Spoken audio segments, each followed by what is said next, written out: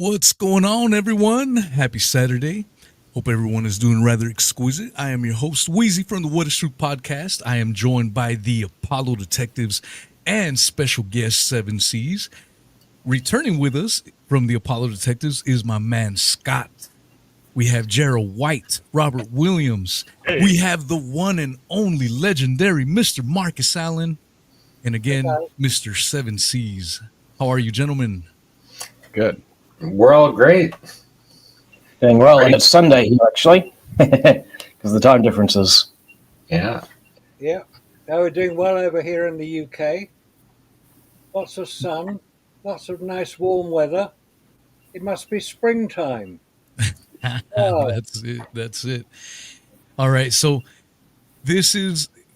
Thank you, everyone that's coming out to catch us live. Put your answers or your questions in the comments. We will get to them eventually. And also keep in mind that this show is being streamed on several platforms. So keep in mind that there's a lot of stuff coming in. So if yours doesn't get answered right away, keep trying. And if it still doesn't get answered, it's not done intentional. Just please understand that there's a lot of stuff that comes in. Today, I want to start the show a little different. Like I mentioned at the very top, we have a special guest, Mr. 7. We did an episode over on my show. It's episode number 237. It was a great episode in which he tied a lot of these elites and, the incoming technocratic state. But he's known for his charts. And so he's going to give us a little presentation on some of the connections that involve SpaceX and NASA and so on and so forth. And I think it'll be pretty enlightening for a lot of folks. And after he gives us his presentation, I would definitely want to touch a little bit on the astronauts that were lost in space, maybe go around the table and get some thoughts and opinions. I have my own thoughts. Maybe they're a little different from everyone else's. But I think we can kick it off that way. And then after that, we'll start answering some of your guys' questions. All right. 7, let us see your charts, my man. Yeah, absolutely. So I am still doing some digging, so it's a little bit of a work in progress. The moon landing is sort of still it's something I've always questioned since I was a teenager, but I've been doing some digging recently, and I have some important questions, and hopefully we could maybe get to those and, bring on more questions and topics and things like that. Let's see here. Right here.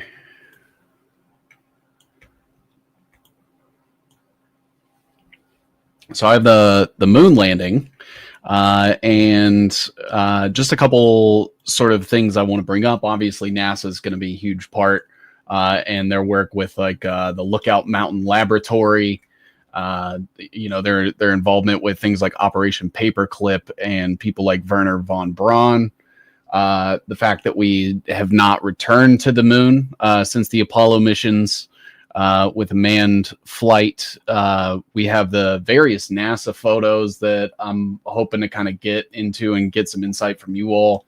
Like the lack of dust on the landing gear, the hole, the different shadow directions, the lack of stars, the exposure discrepancies, the heating and cooling issues that I'd kind of like to dig a little more onto. And then obviously getting into like the Cold War and the space race's involvement with that, with the various different missions from things like the USSR and including like Sputnik 1, Yuri Gagarin, Lakia and Sputnik 2, Luna 9. And then also, if you guys don't mind, I'd love to talk about people like Thomas Barron and his coordination with like Alan E. Teague and the mysterious death that came there, the Apollo missions themselves, especially Apollo 1 with people like Gus Grissom.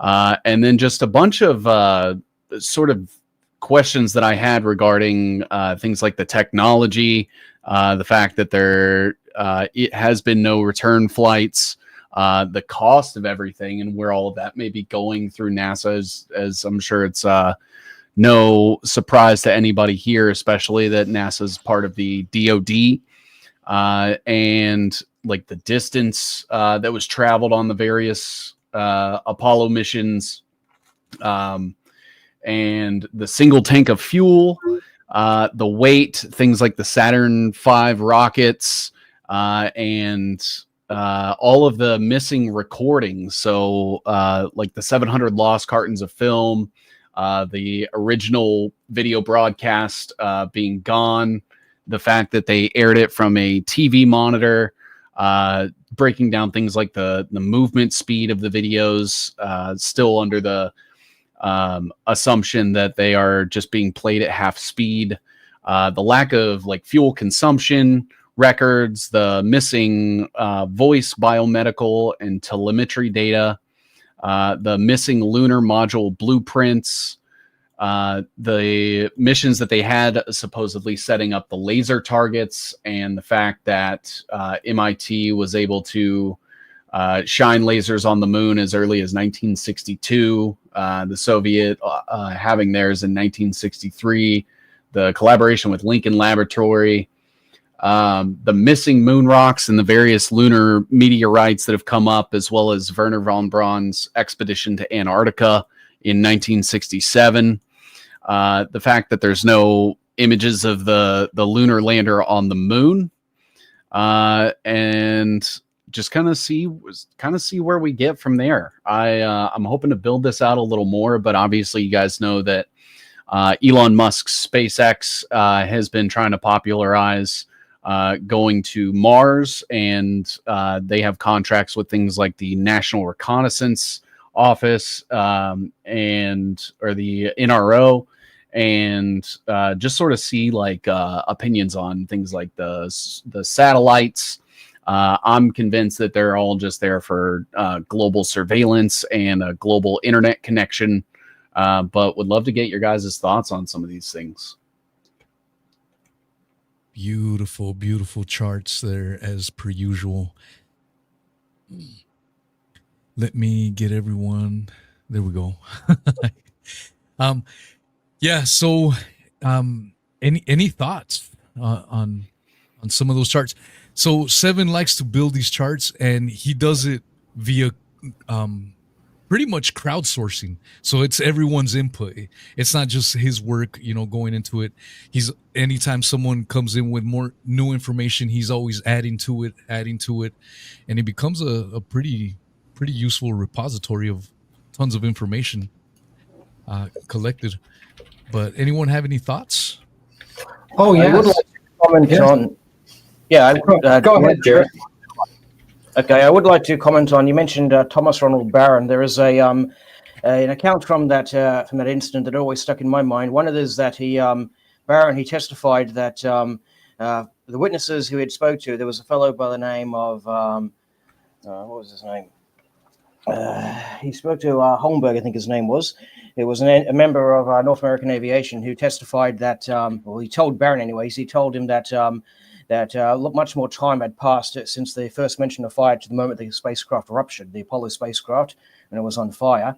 And NASA officially says that only 15 seconds went by between the first mention of fire to when the door was ruptured, when the capsule was ruptured by the internal pressure, right?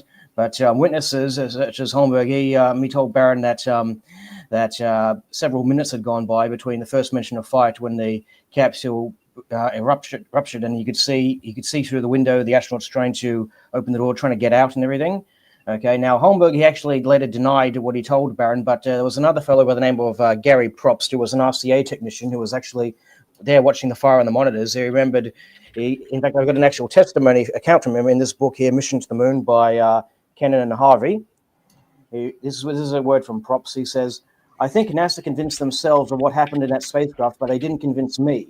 It was about 3 minutes after the fire started that the White Room began to fill with smoke." The White Room, of course, being the connecting room to the actual space capsule. For the White Room began to fill with smoke. Prior to that time, the air was clear. I saw the astronauts moving inside for at least 2 minutes before the flames began to block the view.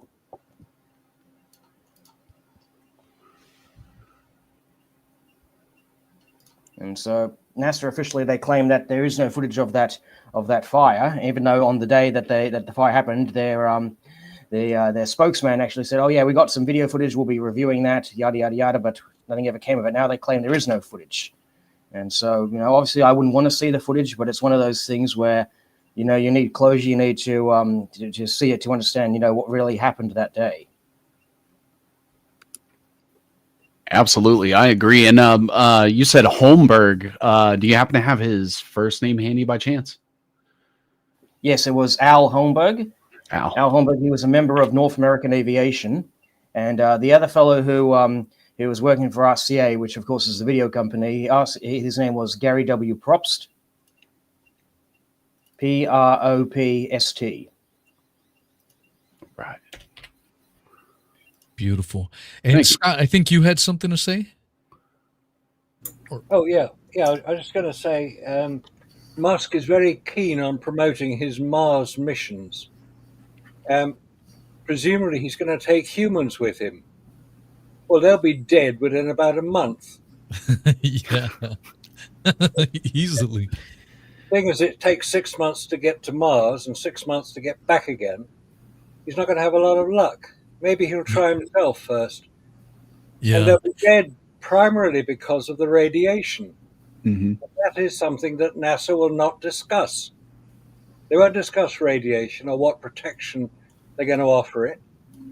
The company that made the spacesuits, Hamilton Standard in Connecticut, I contacted them about 25 years ago now and asked them what protection they had built into their spacesuits to protect the astronauts.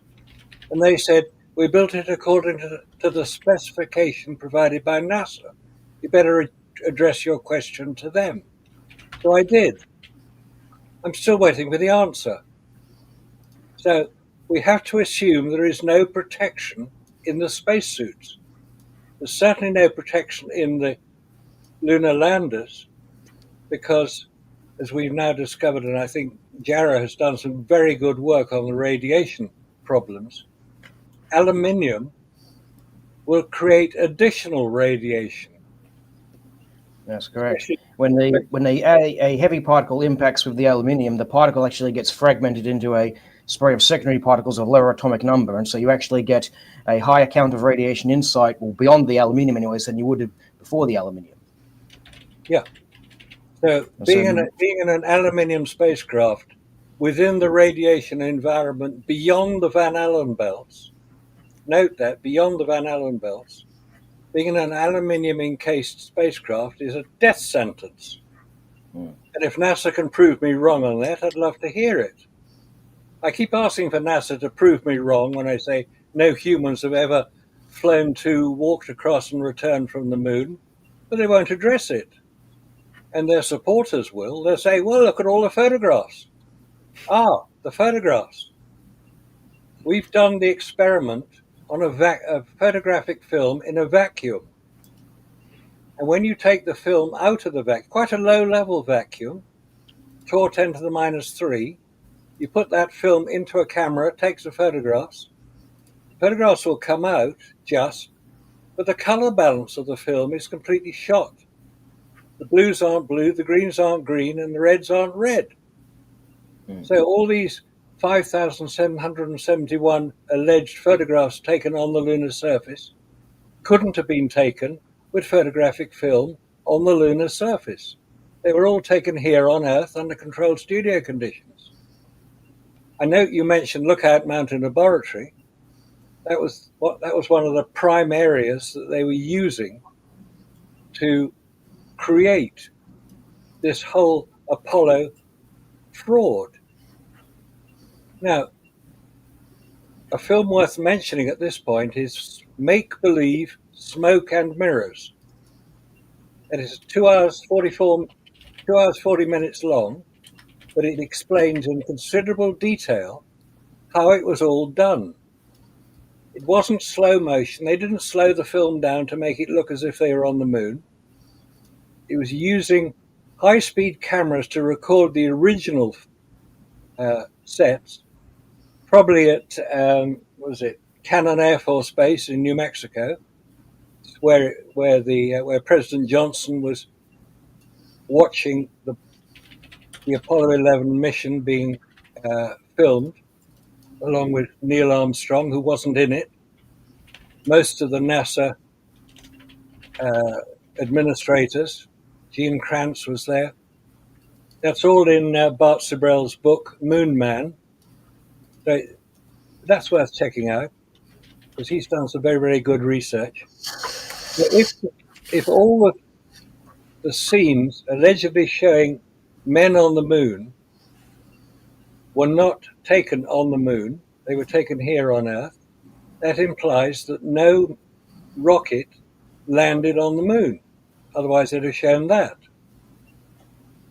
And then you get the Stanley Kubrick connection. Mm-hmm. Stanley Kubrick really, in my opinion, had nothing to do with filming anything. He was far too busy creating his masterpiece, 2001: Space Odyssey, which was premiered in 1968. But I think Kubrick was fully aware that there were certain things wrong with the film. And if you look at David Percy's investigation on his website, that's Aulis, AULIS.com, you'll see what he's written about there. Because Kubrick never left the UK. He was terrified of flying. So he was hardly going to go to America. And he didn't have a brother who could be blackmailed as the head of the Communist Party in America. Kubrick didn't have a brother. So that's complete fake news. Here's a piece of moon rock, by the way. Very nice. I think the whole discussion about those rocks, you know, the big. I think two of the biggest instances that they were faked is the fact that the rocks, they contain up to 6,000 parts per million of water. That's comparable to the content of water in Earth rocks, and they also have ferric iron associated with the water. Ferric iron, of course, being rust. And recently, the moon sample Big Bertha from Apollo 14.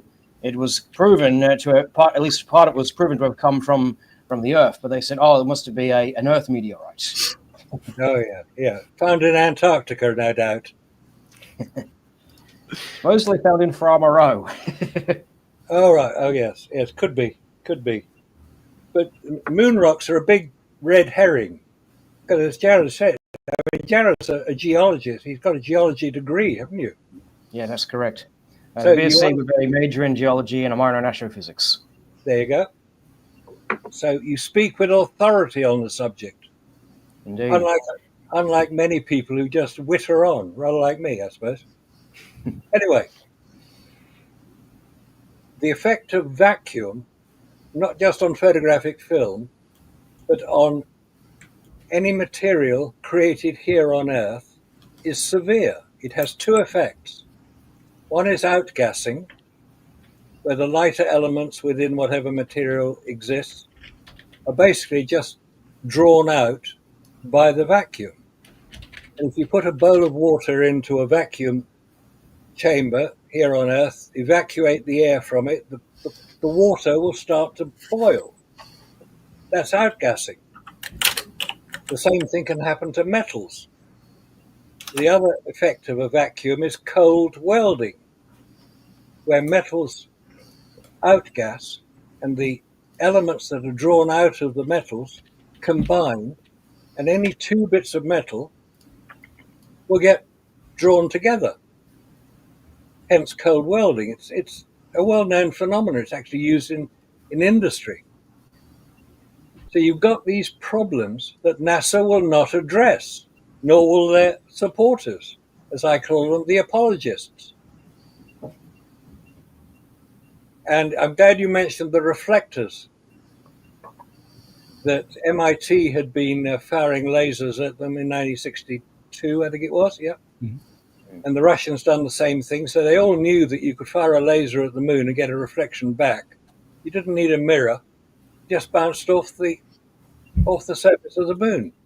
It took about 8 hours for MIT to gather enough photons of light to register an impact.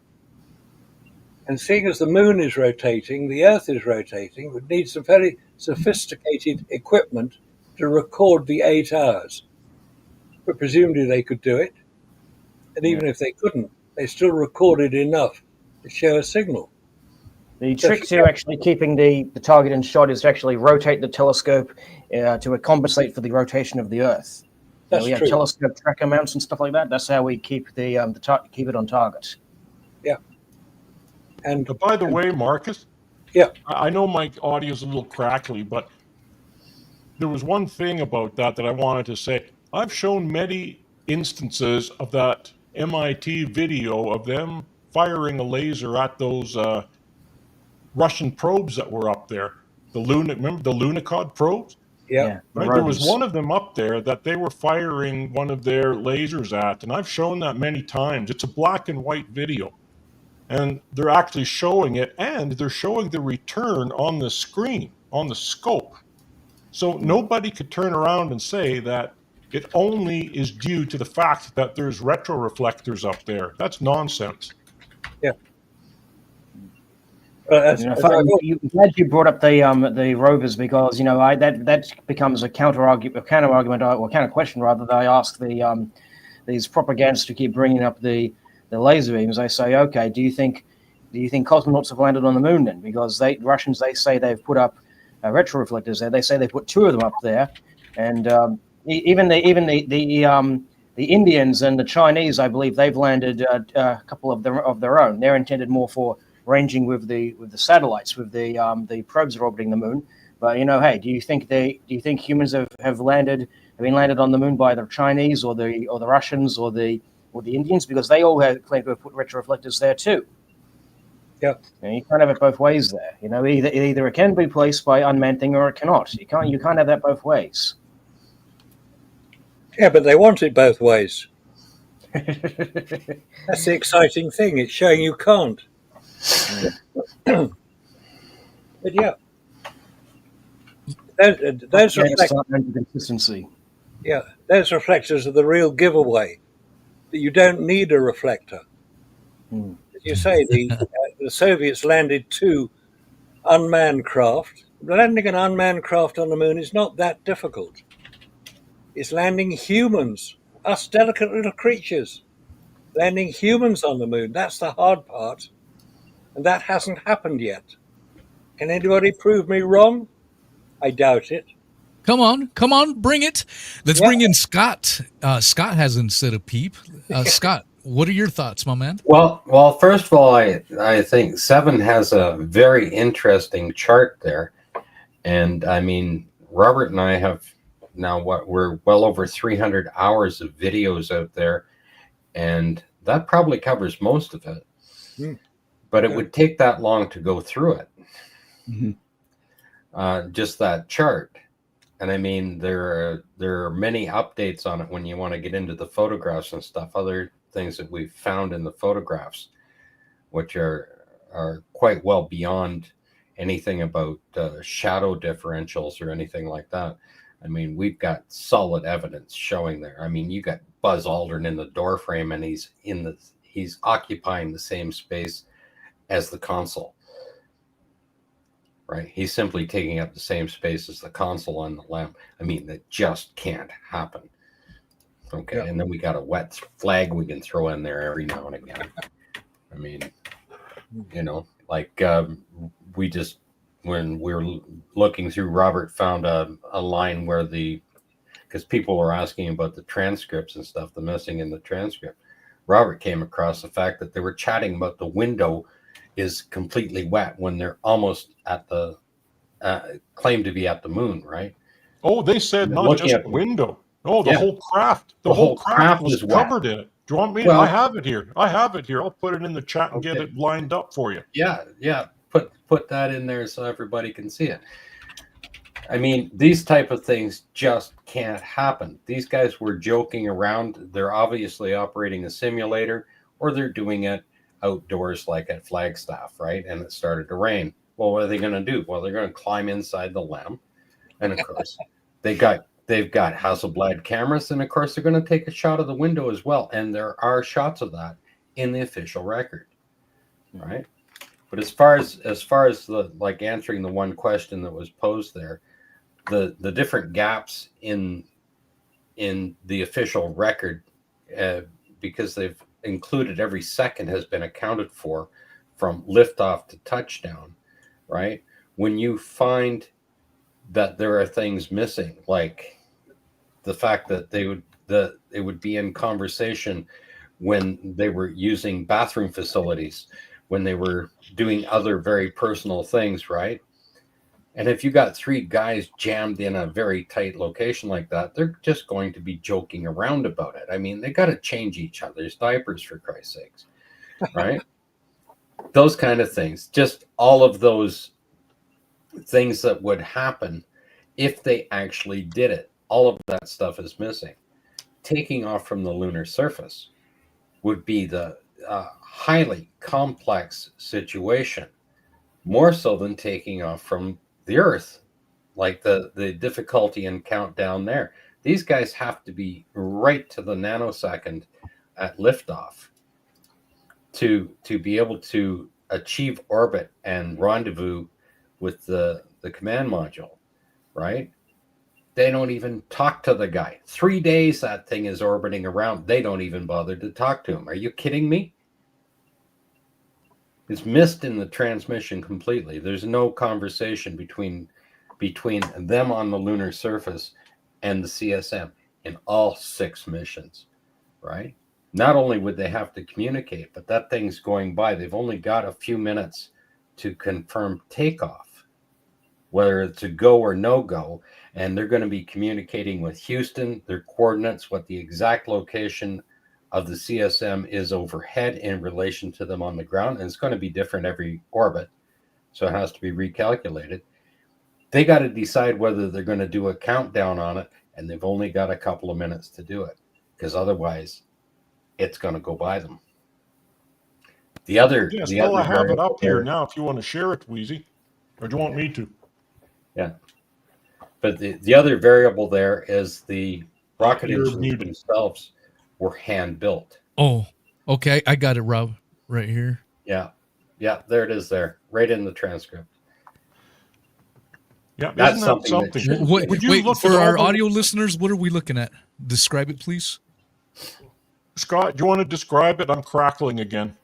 Okay, this is in which Apollo is this one again? 16? This was Apollo, I believe. This was Apollo 11. Okay, so Neil Armstrong. But I'll double check. Yeah. He says owl, so it has to be either Apollo 14 or 12. Sorry, Apollo 12. Yeah, Apollo 12, this one was in. So what we're looking at are the transcripts. I just want to describe it for the people that are only... I'm going to put it up on audio format later on, and so they don't get to see the images. So I just want, we need to try to narrate. So we are looking at the transcripts from Apollo 12, it looks like. Is that correct? Yeah. This is Apollo 12 for sure, yep. Okay. And so in the transcripts, what one of the astronauts is saying is, would you look at all that water? It was all over. I mean, that's water droplets, not only the ones that are on the LM, but the whole outside of the spacecraft's covered with that crap. Exactly. So there you go. Exactly. Yeah, isn't that interesting? And these guys, by the way, were halfway to the moon when this happened. I'm putting this entire transcript up in this video coming out so people will be able to go through the whole thing, and I mean from beginning to end for the Apollo 12. By the way, nowhere will you find them making fun of each other, changing their diapers, their MAGs, maximum absorbent garments. You will also never find them talking about passing gas. You will never the only time they mention or they laugh is when they let some urine float by the window. But Marcus, you want to take it from there? What would urine do when you let that out in a torr 10 to the minus 11? What would happen? Disappear instantly, because they're supposed to be in the vacuum of space. When you put liquids, specifically urine, which is water, into a vacuum, it sublimates, it disappears. It's not there. You can't see it wandering past your window. I mean, that's just stupid. And they expect us to believe this sort of stuff. You have to check what NASA is telling you. And most of it is just fabrication. It's fraud. It's fiction. That's what NASA are doing. Not always scientifically accurate. Never a straight answer. Numerous anomalies and scams abound. That's the sort of organization they are. And they've been trying to get back to the moon for what, 55 years? Haven't made it yet. What sort of agency is that on a budget of about 25 billion a year? Maybe Musk should have a look at what NASA's wasting its money on. More likely, he's going to try to have all his competition squashed. That's another story, though. We actually discussed that on our latest thing. It will be up hopefully sometime after this stream, probably a couple of weeks from now and stuff. We discussed SpaceX and how all their promises turned out to be overblown hype. But getting back to the topic about the transcripts, I actually did my own research when it came to Apollo 10, for example, when Sabro received that footage. The astronauts they're discussing the shot, and they discuss how this is the same way they did it on Apollo 10, and how it looks similar to what they did on Apollo 10, and how it's an improvement over the visuals and all that sort of stuff. And anyway, so I wanted to actually look at the Apollo 10 telecast. There's you guys discussed the TV transmissions. Obviously there's the one with the transparency over the window. The example that the telecast that people like to cite in response is the 3028 GET telecast, in which the Earth supposedly is visible, vanishing behind the window, right? But here's the thing: in any shot, and I mean every shot from any of the Apollo missions, right, in which we can actually clearly see the Earth framed in the window, we never see the astronauts in the same shot. Okay, here's the Earth clearly framed in the window. Yeah, we're in space. Yay! Right? Camera blacks out, or the camera cuts. And then, okay, here's the interior. Hi guys, we're back. Yay! We see them floating around in the spacecraft, but we don't see a seamless transition between. Okay, here's the exterior shot. Now let's go back inside, bring the camera in, and here we are. Here's the interior shot. There's no seamless transition. It's always exterior shot, cut, or blackout, interior shot. Okay, I went through the entire Apollo 10 television transmissions. In addition to that, I found there were various moments when the camera would cut during the supposed live transmission. When we're seeing the Earth, the camera would suddenly cut from one angle to another, right? And the audio would still be moving across the thing. I would check with the transcript, and the audio would match what's written down in the print. Okay, which gave me the indication that these videos were all pre-filmed and then edited together. The shots of the Earth with the visible out the window were all pre-filmed on Earth and then edited together. They were using a model of the Earth filmed outside the window of a CSM mock-up in a studio environment. They would take these shots and then they would cut to the videos of the astronauts actually floating around in space. So here's another thing too. I did a whole analysis on that. That video was called "Flagging the Gems." Okay, after that video got published, this was back in 2007. My God, time flies. Back in 2007, okay, Mark Gray of Spacecraft Films, he filed DMCA takedowns on my video and got my old YouTube account suspended. I filed counter notifications to have those strikes removed, and they didn't reinstate my old account. But here's the thing, right? This footage is public domain, right? This footage is public domain, okay? And the reason I should also mention as well is because this footage here, this DVD cover, it says complete TV on onboard film. Okay, well, I noticed many examples in which some of the cuts can actually be attributed to censorship, because I noticed there was various occasions where the camera would cut and I would cross-reference with the transcript, and in between those cuts there would be statements along the lines of, yeah, we're still receiving footage, we can see this, we can see that.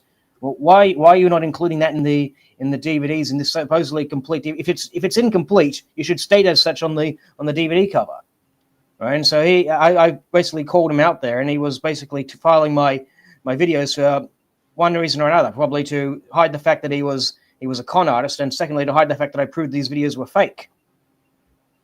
And so I'm actually in the process of A lot of people have asked me for HD copies of all the films from all the videos and transmissions were not from the spacecraft films DVDs. I'm in the process of actually upscaling those. Hopefully, am I still there? Mm-hmm. And my video keeps cutting in and out. I'm not sure what the problem is, but yeah, I'm in the process of actually upscaling those videos, and I'll be uploading them to YouTube so everybody can see. It's his thing. This footage is public domain. He's got no claim. Anybody could upload that footage. Anybody could release it in their documentaries and comment on what these problems are. You could, I could. He's got no claim to this footage, and he was filing false copyright infringement takedowns on my work. Yeah. All right. So good stuff. Good stuff. I hope everyone is enjoying it so far. I did want to cover this. I think I mentioned at the very top where just a couple of weeks ago, after we did our last little get together, some astronauts were allegedly stuck in space for a few months. And luckily, Elon Musk sent out his SpaceX, docked with the ISS, and worked some miracles, allegedly. I am of the mindset, and I may be of the minority position on this panel, but I don't buy it for 1 second. And one of the reasons for it, I want to, and let me play a couple of clips, and then I want, if everyone could give some thoughts on it and where you guys stand on it. But one of those involved was Mr. Don Pettit. Don Pettit, if for those that may not be familiar, this is what he said a few years back. Let's listen to this. I'd go to the moon in a nanosecond. The problem is we don't have the technology to do that anymore. We used to, but we destroyed that technology, and it's a painful process to build it back again. But going to Mars should be one of the next series of steps that humans do. The first step should be going back to the moon for a number of technical reasons and exploration. So that's Don Pettit infamously saying that. And then just a couple of weeks ago, he recorded this. This is Don Pettit's footage, apparently, of docking. Let's check this out. So this is Don Pettit allegedly. This is real footage, guys. This isn't CGI. Don't be a conspiracy theorist. This is really, really stuff.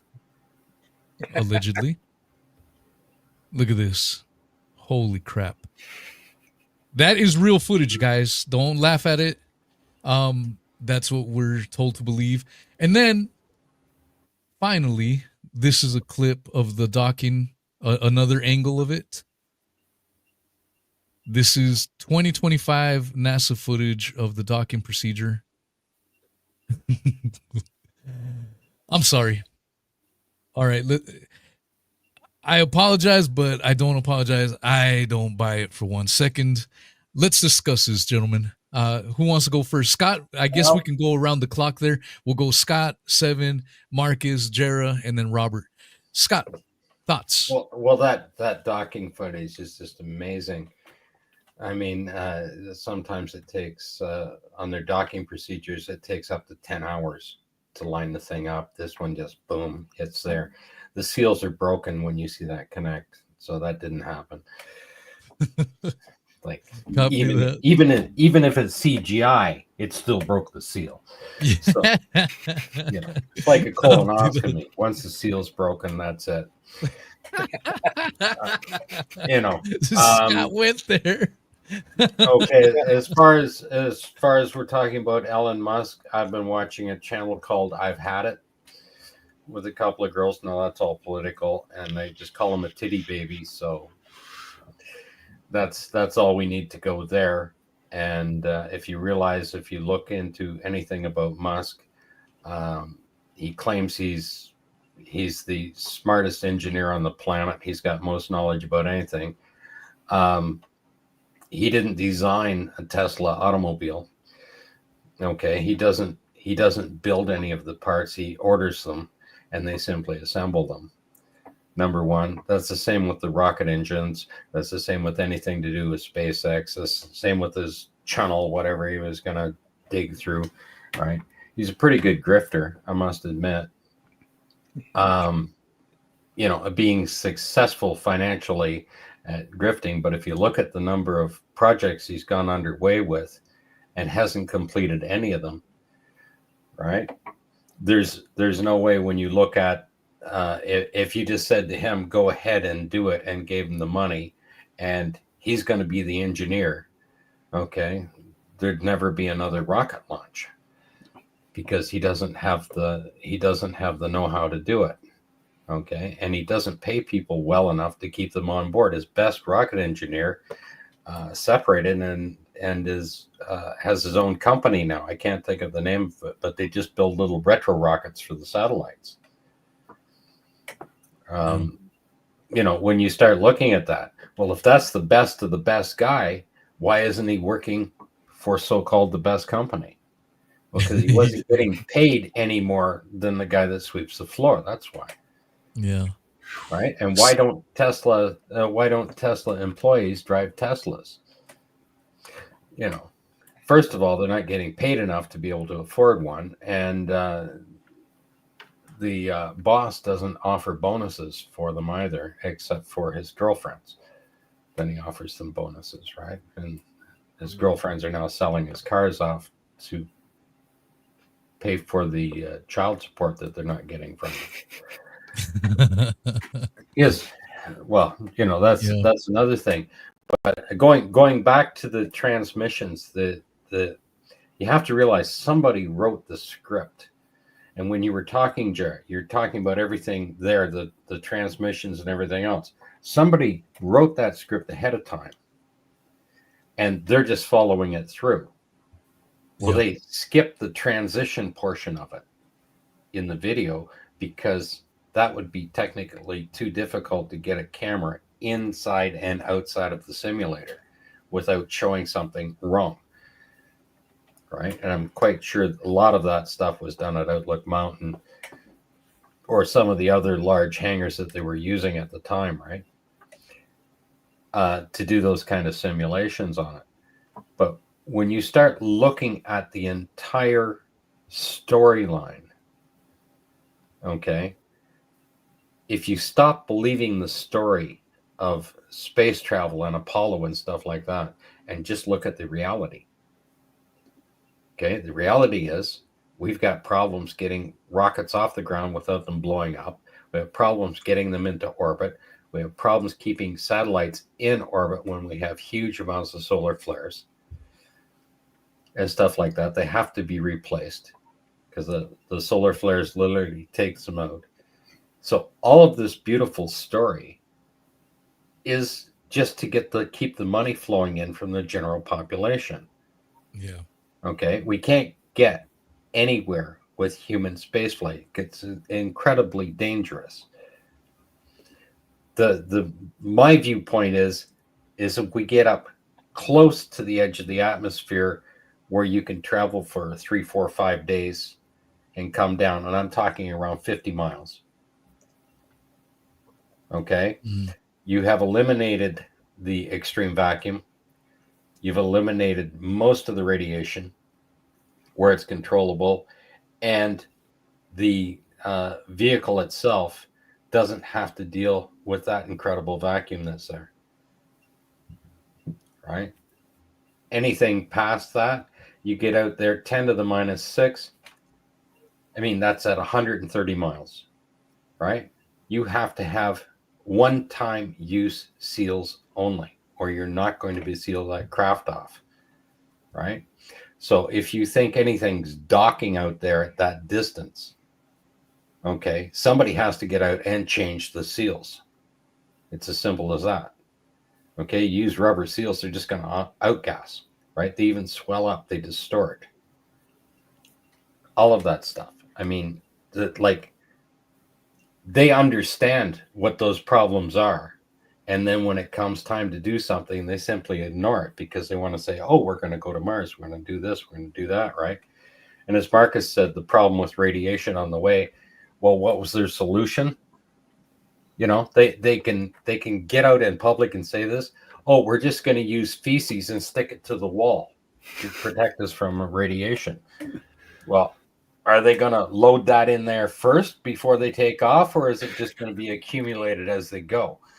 Right. I think you might be referring to the Inspiration Mars thing that actually got cancelled. That was a proposal, a tourist proposal to have tourists, a married couple, I might add, basically flown on a return trajectory around Mars and back to the Earth. And it makes sense that he would pick a married couple because only a spouse could tolerate their significant other putting their own shit on the walls.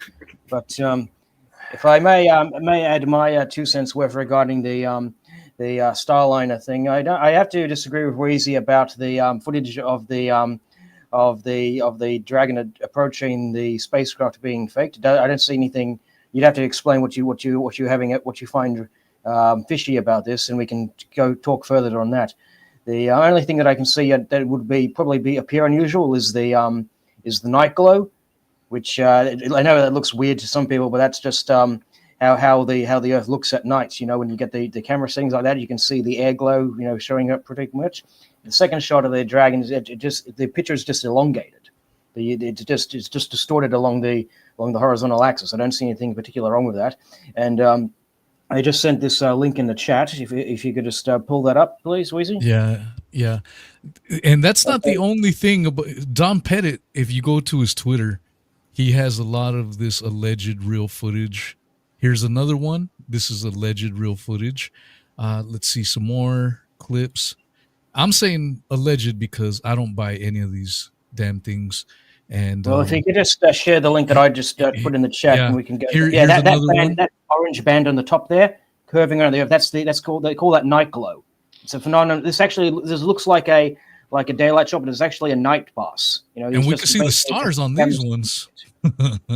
He's adjusted the camera settings a bit so you can actually bring up the clouds and stuff. And that orange band you see around the Earth, that's called the air glow. It's a phenomenon that occurs. You know, it's something to do with the emissions of light through the atmosphere. Let me play your link, or it's an article, right? I did a quick Google search on Starliner seen through a telescope, but this was the first link. There was many links. There's many YouTube videos. There's many photos and whatnot. And this is just one example. If you scroll down here, okay, to the picture. Yeah, just the first picture. That should do it. Yes, this is a telescopic image showing the International Space Station, and that little dot below it, that's the Starliner approaching it. Obviously, they're not the very best pictures of all, but you know, we're looking through the atmosphere. We're looking with a ground-based telescope, a little telescope you can have in your backyard. Anybody can pick up a telescope, resolve any spacecraft they want to see through the thing. Okay, and additionally, we have actual hour-long tours of the astronauts aboard the International Space Station, right? And the techniques that they use to, you know, fake zero gravity in the movies and whatnot, they just don't apply here. Like, just the popular example everybody likes to talk is about Apollo 13 with Tom Hanks. Those scenes there were done with the Vomit Comet, the zero gravity airplane, which flies through a parabolic arc and then eliminates gravity temporarily. But here's the thing: that effect only lasts 30 seconds.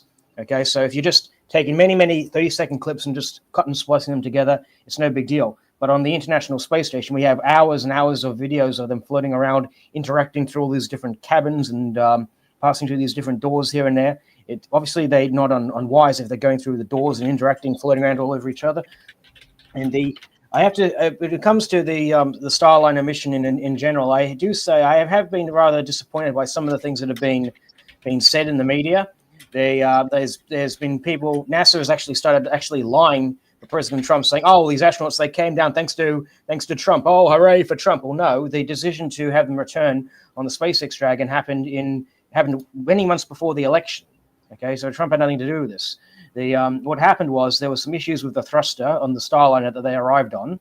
Okay, and the next available mission to take them home was a Dragon spacecraft, and the reason this was perceived as a problem was because the Starliner and the Dragon spacecraft, they both use different spacesuits, and there's two types of suits that are not interchangeable with one another. They don't have any adapters or anything like that, so they have different plugs and all this. So they each spacesuit is designed to especially tailored for each specific astronaut. You see, so it's not a simple matter of just flying up some spare suits and whatnot.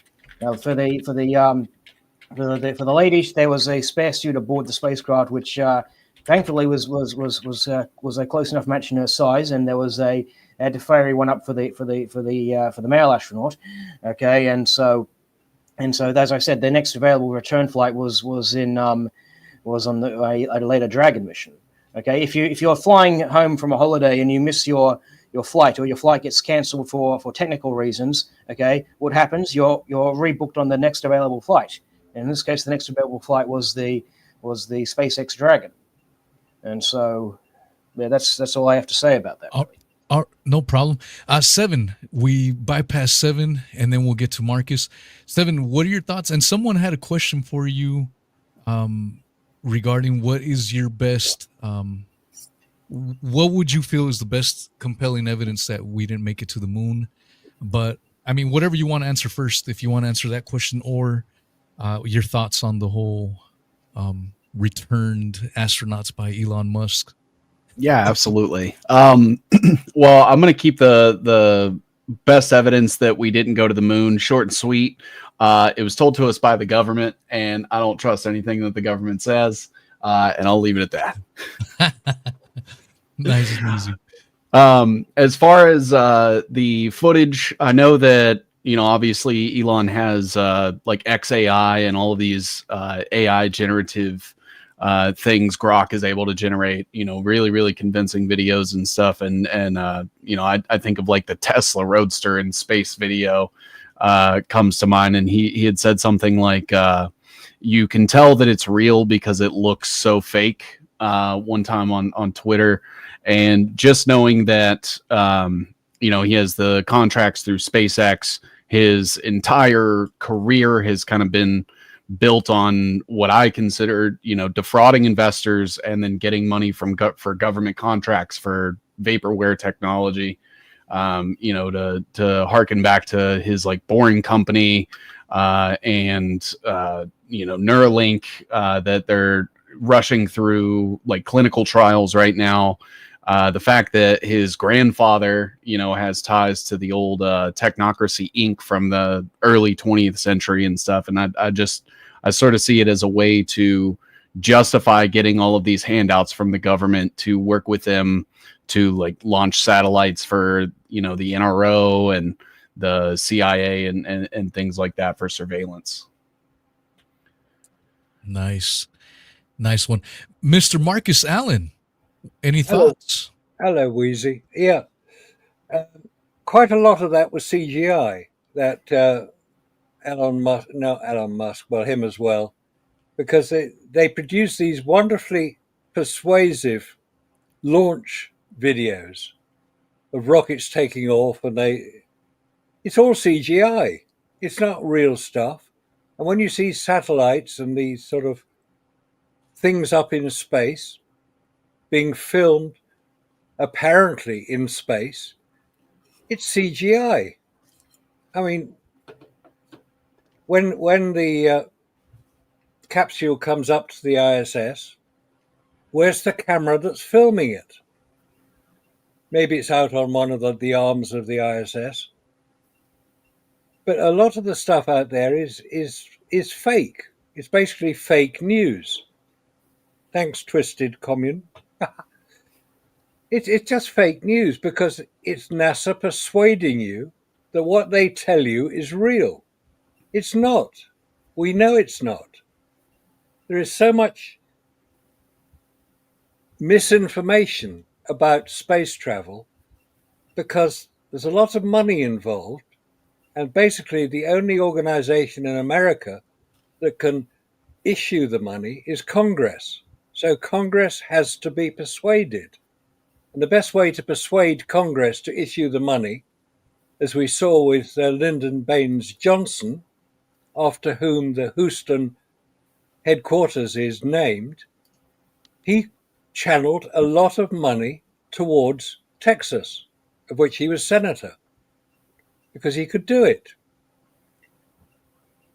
the fact that virtually all the companies in America that were involved in the Apollo program are stretched right across America from Washington State, where Boeing produced the Saturn V carcass or the rockets, down to California, where Rocketdyne produced the engines, across to Connecticut, where Hamilton Standard produced the spacesuits, down to Florida, where the launch site is. Right across America, companies were producing it. And of course, their senators would be enthusiastically promoting them to get money issued by Congress.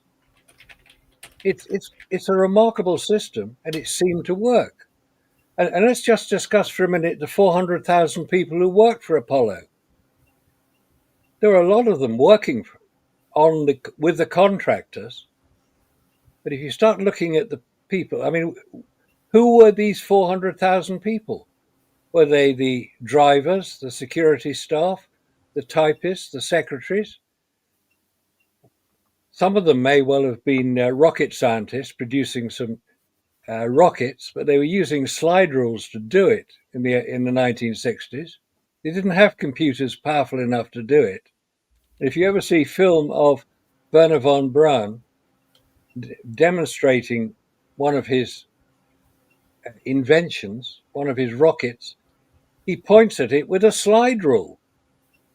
And just as an interesting piece of trivia, Wernher von Braun used the exact same model of slide rule as did Sergei Korolev over in the Soviet Union. They were German-made slide rules.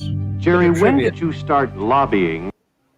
I'm sorry about that, Marcus. I didn't try to cut you off. That's all right. Just finally, I would just say that it's been mentioned a couple of times in the comments about Apollo 13. Now, Apollo 13 is a story in itself. How many people know that the day after the official launch of Apollo 13, the Soviet Navy found an Apollo command module floating in the Bay of Biscay, which is between France and Spain? What was an Apollo command module? It's described officially as a boilerplate, i.e. a practice command module, but there's no evidence for that stands up to much scrutiny. That command module was pulled out of the Atlantic by the Soviet Navy, taken back to their base at Murmansk. There are photographs of it at Murmansk, handed over to the USS Coast Guard cutter Southwind 6 months later, and returned to America. Now, was that the real Apollo 13 incident? Not the stupid idea that an oxygen tank exploded, which would drive any craft way off course. And they didn't have the computing power to work out where they were or where they wanted to get to. So the whole story of Apollo 13, especially the Tom Hanks version, was all filmed here on Earth. It wasn't filmed in space. As we described, it was filmed in a vomit comet. And it was probably filmed at Hangar 1 in Menlo Park near San Francisco, which was set up as a film studio. So Apollo 13 is a fascinating area. And how many people also know that there are 2 Apollo 13 command modules on public display? Allegedly the real one at the Kansas Cosmodrome, and the one fished out of the Atlantic by the Soviet Union is now on display at the Grand Rapids Museum, but it's sealed until 2076. You can't look inside it. Well, the Soviets obviously looked inside it.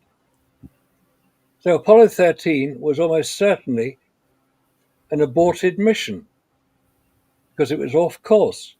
The Bay of Biscay is not on any trajectory that an Apollo craft would take to get into orbit.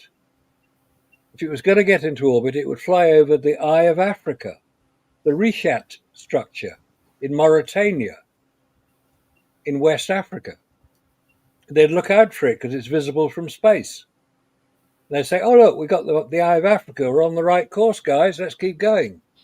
And they'd head off round, get into orbit. But the Bay of Biscay is about 1,500 miles north of that site. So what was it doing there? It hadn't been reported missing by NASA, that command module. Maybe that's why it's sealed, because it was the real Apollo 13 command module.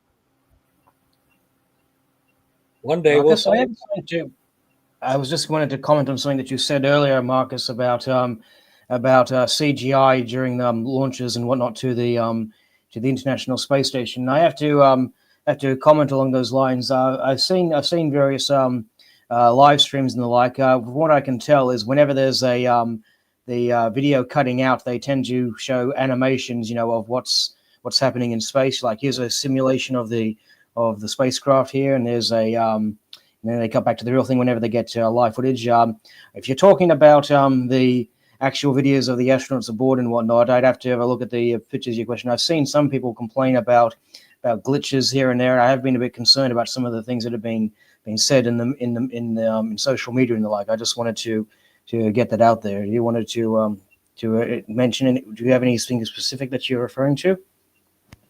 Not specifically. I've watched enough takeoffs, orbits, and craft going into space to know that the majority of them are CGI. Because where's the camera? Yeah. Where's the cameraman? They always forget him, poor guy. Yeah. Well, I've seen many videos of the. I'd have to see which ones you're talking about because I've seen many videos that have been broadcast which have the camera aboard. And as I said, whenever they don't have video footage, they always tend to cut to animations as a visual aid.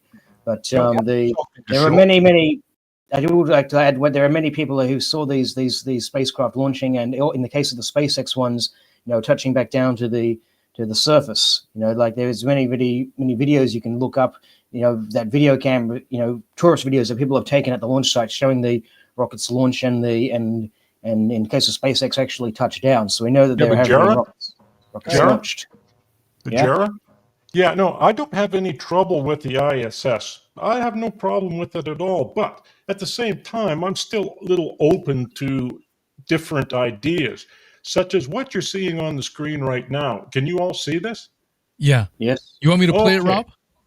Yeah. Actually, I can go through it here. I've got got it here. So what I want you to see is Felix and Paul Studios. Now, this is a studio in Canada, in Montreal. Ontario. It's in Ontario.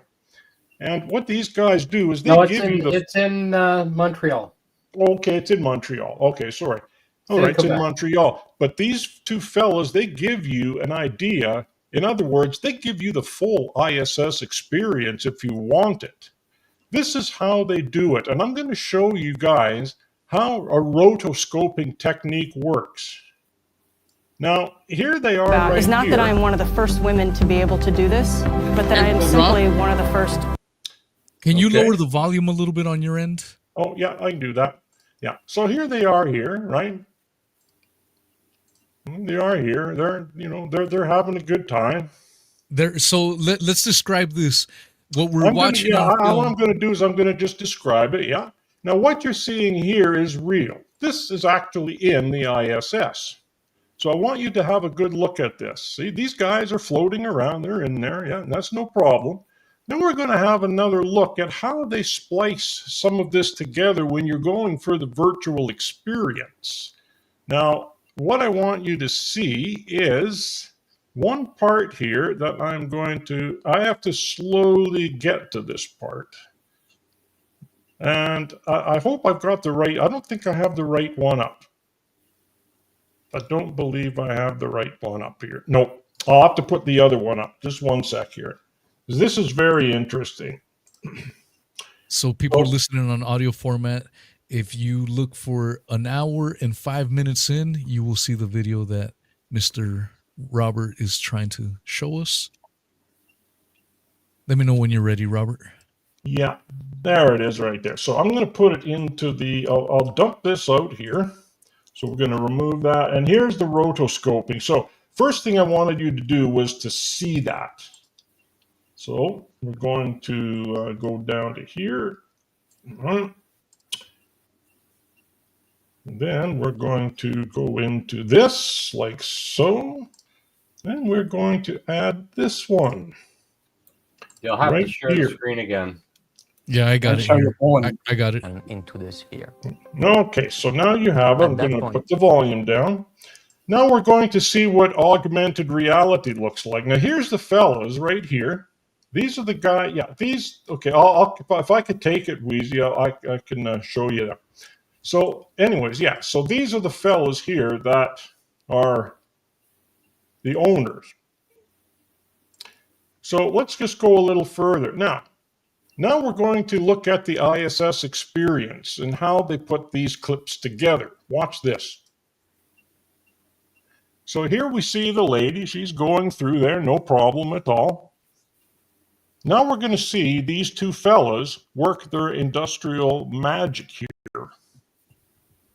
Because what they're going to do is they are going to use a rotoscoping technique. Now watch this. They're going to use the stitch right here, and they're going to remove that stitch. Now they're going to have her make another pass on the wires through here, and there's the stitch removed. Now she's going to go through, and there's the stitch itself rotoscoped over top. And there's the stitch there. Now they're going to put the whole thing together. You do realize that woman is not even there in half of that frame. And now they're going to color correct it. This is in a studio, my friends. This is in Felix and Paul's VR studio. You notice the fella up on the top hanging there? Yeah. So, again, that's just all I wanted to say about this. So that's wild. I mean, if people can do this from their comfort of their own home, and you take a institution like NASA or SpaceX that has billions to spend, imagine what more they can do. You know, if these guys are doing it from their little home studio. Oh, no. No. This is a massive studio. They make these for NASA. NASA is one of their primary contractors. There you go. Look at that. And it looks seamless. See, they're showing how it's all manufactured and stitched together. But it looks, when it's playing at full speed, it looks like. But you see what's happening? She's going from camera 1 to camera 2. And you can't get that angle because camera 2 is way back. You see? So in other words, camera 2 is on an angle. So when she passes camera 2, you're not going to see her. But when she passes camera 3, all of a sudden, now there's camera 2. Right, so there's camera 1, there's camera 2, and there's camera 3 just going out. So, and they're going to stitch it now. But it just goes to show you what they are able to do. Again, this is done in a massive studio in Montreal. These two fellas run the whole show, and most of their imagery most of their contracts are from NASA. Now, you could go look these guys up. They have the ISS experience. They have the whole thing that you could go and pay money for.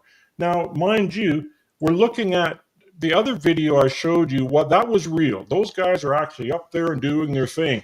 But this just goes to show you, when you pay good money to a studio like NASA does, how they can make this seamless. You would never know once that's color corrected and stitched together. You would never know that woman has not passed camera 2. She's blanked right out from it. And yet they could rotoscope her in going around to that corner.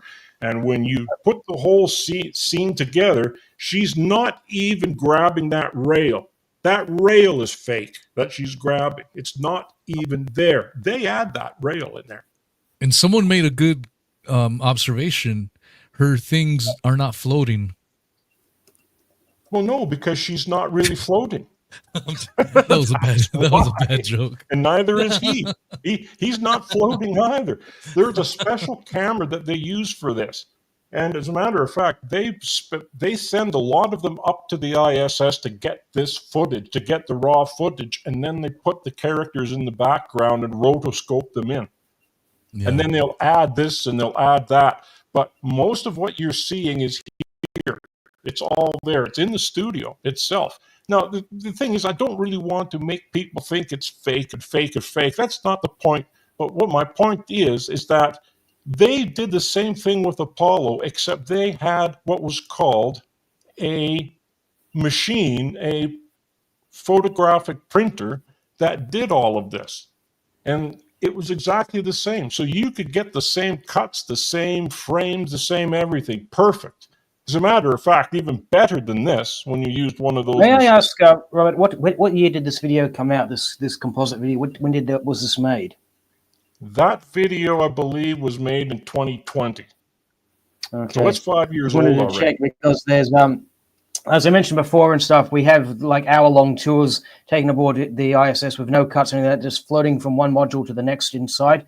I've seen, like, just did a quick search here. There's one here by, what's this, East Astronaut Andrew Cooper's tour of the International Space Station, uploaded 12 years ago. It goes for about 55 minutes. So this long predates that. I don't think they had that kind of rotoscoping technology back then. If they did, it would have been the more primitive method of that. Yeah. So anyways, yeah, I believe it was somewhere between 2018, 2020. I'll look it up quickly just to double check that. It's Felix and the point I'm basically trying to make is that, you can use special effects to shoot a scene in a movie where we're cutting from one character to the next and stuff like they did in Apollo 13. But it's when you're trying to shoot these long, lengthy telecasts aboard the International Space Station where you start to become very restricted in what you can and cannot do. Exactly. And when that woman was giving a complete tour of the space station years ago, she was going from place to place to place to place, and there was no cuts in it at all. Exactly. And there was not a single cut for 20 minutes straight. Yeah. So there's something up there. You could see there's something up there. I've seen it in my own telescope, and that thing whizzes by very, very quickly. So if you don't have a control on it, you're not going to catch it because it's gone. It just goes and it's gone. But you can still see it with binoculars, but not as good. But my point is that there is something up there. It is the ISS, and there are things docking and undocking to it. What they're actually doing there, I have no idea. But anyways, it was 2013 to explore the medium of virtual reality was when they started making these videos. And I only brought this up as a little topic because one of the things that I personally value is that we are not an echo chamber. We do have different views. You know what I mean? I think it would be boring. Oh yeah, I agree. And we all are all on the same page. So I find it fascinating and interesting that we do have different views on it. When I look at the videos from the lunar lander, for example, and you see the little thing taking off and the little digital sparks flying about, and the cameraman is left there supposedly being controlled by Houston and just angling up at the camera. To me, when I see this footage from Don Pettit's X feed, for example, I mean, technology has only improved just a little bit. It still looks fake as hell to me. And that's just my opinion, and obviously me and Jera, for example, have we're on the polar ends on that spectrum, but this is what I like about this show. We don't have to see eye to eye on everything, and we can have these disagreements. I do want to give a shout out to sorry, I was just about to actually comment on that, what you said about it not being an echo chamber. That said, I just wanted to comment real quickly on what Seven said about Elon Musk's statement looking about this Tesla Roadster looking so fake. I actually put out an entire video about that. I actually shared it in the chat. You don't have to play the thing, but you can just pull it up so people can see where to find it and stuff. It's basically, I'll just give you the gist of it, is that Elon Musk's remarks, he actually comments on how in the vacuum of space, because there's no light passaging through the air anymore, the colors actually tend to look somewhat different in space than they do in an atmosphere. Do you want to just bring the link up? I put it in the private chat. It's 15 minutes long though. So where? Yeah, I'm not asking you to play it. I'm just asking you to just show so Bill can find it. Yeah, the video is called "What Did Elon Musk Mean by?" You can tell it's real because it looks so fake. I put that video out a few years back in response to various people, flat earthers in particular, taking that quote out of context, and I just wanted to, throw this out so Bill can see what's in context. And actually, if you actually scroll down to the description, you'll notice something here. The video description. I produced this video before we knew Elon Musk was crazy.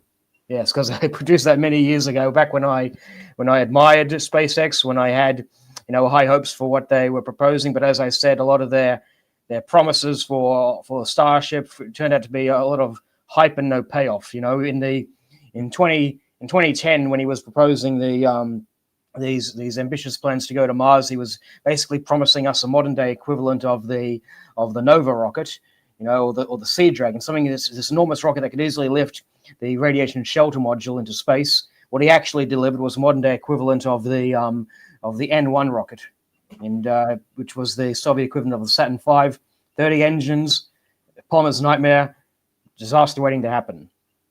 Yeah, I do want to give a shout out to the nearly 200 people we have tuned in from all the platforms combined. 200 people. I mean, that's like a little auditorium there. So thanks for everyone that's come out and listening in. And I'm sure by the end of the week we'll have a few thousand that we'll have caught up. So awesome. This is what it's all about. These shows are always fun and entertaining. And that's why when we do have these disagreements, I think it's fun because we're not violently coming at each other or, like, oh, I'm going to kick your ass because you disagree with me. We can disagree to, or agree to disagree. And that's what makes it beautiful. What about Apollo 11? I mean, they were faking it, right? The entire launch, right? They were throwing fakery in there. They showed the separation of the first stage. Okay? They showed the separation of the first stage with the camera inside the second stage showing it separate. There was never a camera there. Oh, I should actually correct you on that because the videos of the rocket, the first stage falling away, those are actually shot on Apollo 4 and 6, the unmanned test flights. They had a few 16mm cameras up there, which were then jettisoned back to the Earth. Some of them got lost. Obviously, a few of them were found. That's right. But for whatever reason, in documentaries, they keep cut and splicing this footage from the unmanned flights into the launches of Apollo 11 and other manned flights. Make it look. Here we've got a seamless shot of the launch in all its phases. Unless you double check that. That's exactly what I mean. That's exactly what I mean. They're enhancing the excitement for the viewers only, and they did it even with Apollo 11. Right? So I'd like to say that Phoenix Apollo Studios, by the way, the video I just showed is only 1 year old, and I'm going to put a link to it in the description or in the chat. Copy that. Who wants to take a stab? Marcus, would you like to take a stab at this? Would you please discuss L.J. Wilcox's denial of Apollo 11's propulsion being up to the task? Well, that's been discussed quite frequently by the Soviets, or rather the Russians. If you go to aulis.com, you'll find quite a lot of discussions there about the power available on the Saturn V rocket. We all saw it take off. That was for real. But 2 minutes after it left the ground, it disappeared from sight.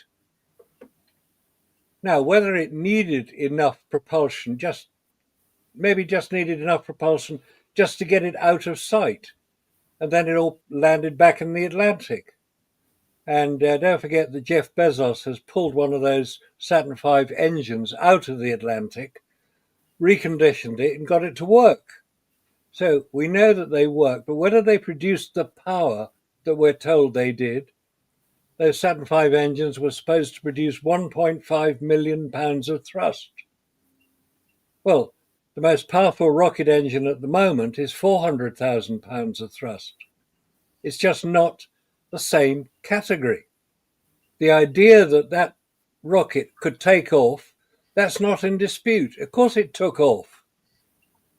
But 2 minutes after it left the ground, how do we know what happened then? We have to rely on NASA to tell us.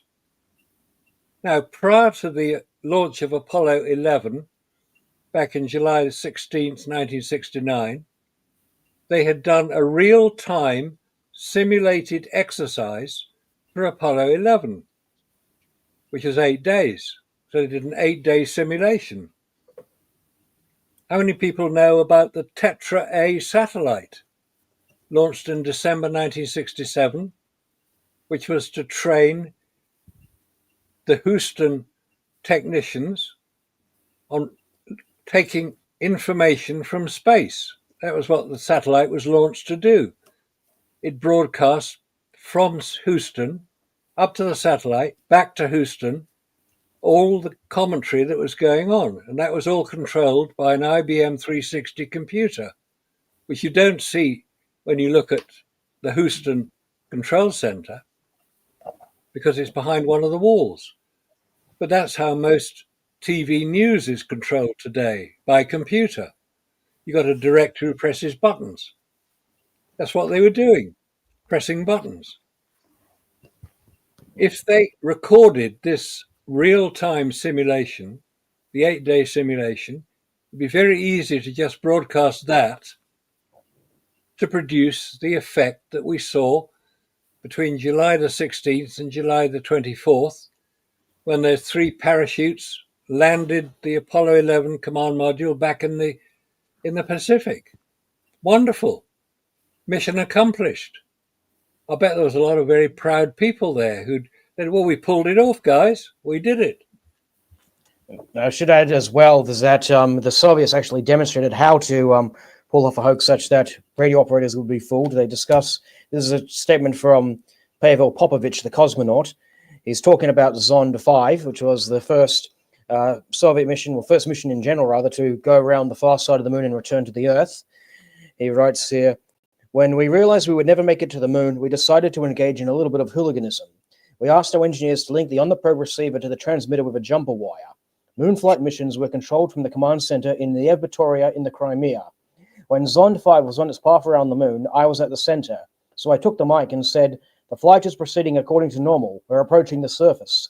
Seconds later, my report, as if from outer space, was received from the Earth, including the Americans. The US space advisor, Frank Borman, got a phone call from President Nixon. It was actually President Johnson at the time. Got a phone call from the president who asked, why is Popovich reporting from the moon? My joke caused real turmoil. In about a month's time, it was actually in a few months later, actually, but his memory seems to be a bit narrow. In about a month's time, Frank came to the USSR and I was instructed to meet him at the airport. Hardly had he walked out of his plane when he shook his fist at me and said, hey, you space hooligan. It's documented in this book here. The first Soviet cosmonaut team by Bergeson Hall. That quote was by Pavel Popovich, one of the Soviet cosmonauts of the 60s. And the Russians are very good chess players. They can do several moves in advance and they know the reaction to them. And if anybody wants to know the answer to all the evidence that we've been discussing, this is my book, The Apollo Moon Hoax, The Real Evidence. Just go to Amazon, you can get it there. Stick my name in the search bar, you'll find it. And it goes 29 chapters explaining all the objections that people produce to Apollo. There are answers to all of them, whether it's the vacuum of space, the radiation in space, and the heat in space. It gets very hot in space. Even that, Wheezy's got the book too. Well done, Wheezy. And it's autographed by the legend himself, Mr. Marcus Allen. Thank you. Thank you. Okay, guys. Everybody listening, you want the answers to all these objections? Get that book. You'll be able to answer them all. Apollo Moon Hoax, The Real Evidence, with my co-author, Weaver. I'll make some shout-outs as well. Here's David Percy and Mary Bennett's book, Dark Moon. Yep. And this one, I recommend getting this version because it's much more detailed. This is Bill Casing's book, We Never Went to the Moon. This is the 1980, is it 1980 or 1981? the 1981 edition. Yeah, the original edition was rather bare bones and all over the place a little bit. This one's much more polished. And what you can get from ralphrene.com, I keep his book in print since his passing. This is NASA Moon America. Excellent book. NASA Moon America. I also have the late, great David McGowan's audiobook, Wagging the Moondoggy, on my podcast. If you follow me on Spotify, go to my Spotify home channel. There's a little search tab. Just put in David McGowan. I cover a bunch of David McGowan stuff. I try to model how I view my reality in the way David McGowan did. So yeah, if anyone's interested, that Wagging the Moondoggy is one of the more fascinating books that I've read anyways. And I'm sure once I finish Mr. Marcus Allen's book as well, I'm going to be putting it right up there. And we will be doing a show on it, right, Mr. Allen? Oh, I hope so. Yeah, there's lots to talk about. Absolutely. The Apollo Moon Hoax, The Real Evidence. Get that book. You'll find all the answers. But that Dave, that's a good one as well. Nexus Magazine. Go for it. Yeah. I also wanted to show something else as well. I actually went through all the trouble of, I don't just read these Apollo Hoax books and just call it a day. I actually go to the efforts of actually, seeking out the reference materials of all the everything cited. I actually went to the trouble of finding Ralph Rene's references. Like this is Prospects for Interstellar Travel, which the guy who wrote this book, John Moulton, he discusses how you would need several meters of water to shield yourself from the solar flares. So I got this book here. Unfortunately, the dust jacket is missing. This is Astronautical Engineering and Science. There's a section in there in which they discuss that the radiation belt is such that you would need the heart of the belt anyways was such that you would need 100 grams per square centimeter of shielding just to bring the doses down to 1 rem per hour. And this is really special to me. This is actually, Rene actually sent me this. This is the NOAA document. He was actually sent this as part of his research. This is a document about the solar flares of August 1972, which were considered like the Godzillas of all solar flares. And this is it demonstrates how the claim that, if there was a solar flare, we would know about it in advance, we could predict and time our missions accordingly. These solar flares took NASA and NOAA by complete surprise. Okay, and this is all documented in this technical memorandum. This is the copy that Rene was sent by NOAA. He sent it to me just before he died, and I'm very grateful to have this. You can find the digital copies on NOAA's website, of course, but just wanted to get that out there as well. Yeah, just to refer to Dave McGowan again, there is a website you can go to if you want to read his article, and especially the article about Laurel Canyon. It's called Center for an Informed America. CIA. Get it? CIA. Center for an Informed America. Yeah, that was part of McGowan's legacy, his humor. He'd sprinkle that in all his books. That's one of the things I loved about reading this material. Scott, you've been quiet for a minute. Any thoughts, my man? Well, I think people should understand that as much as people want to go and travel in space, it's just so much easier to trigger a person's imagination.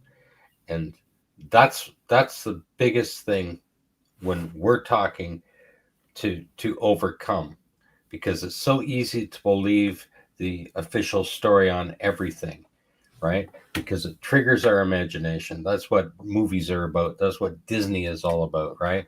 They take us into a fantasy world.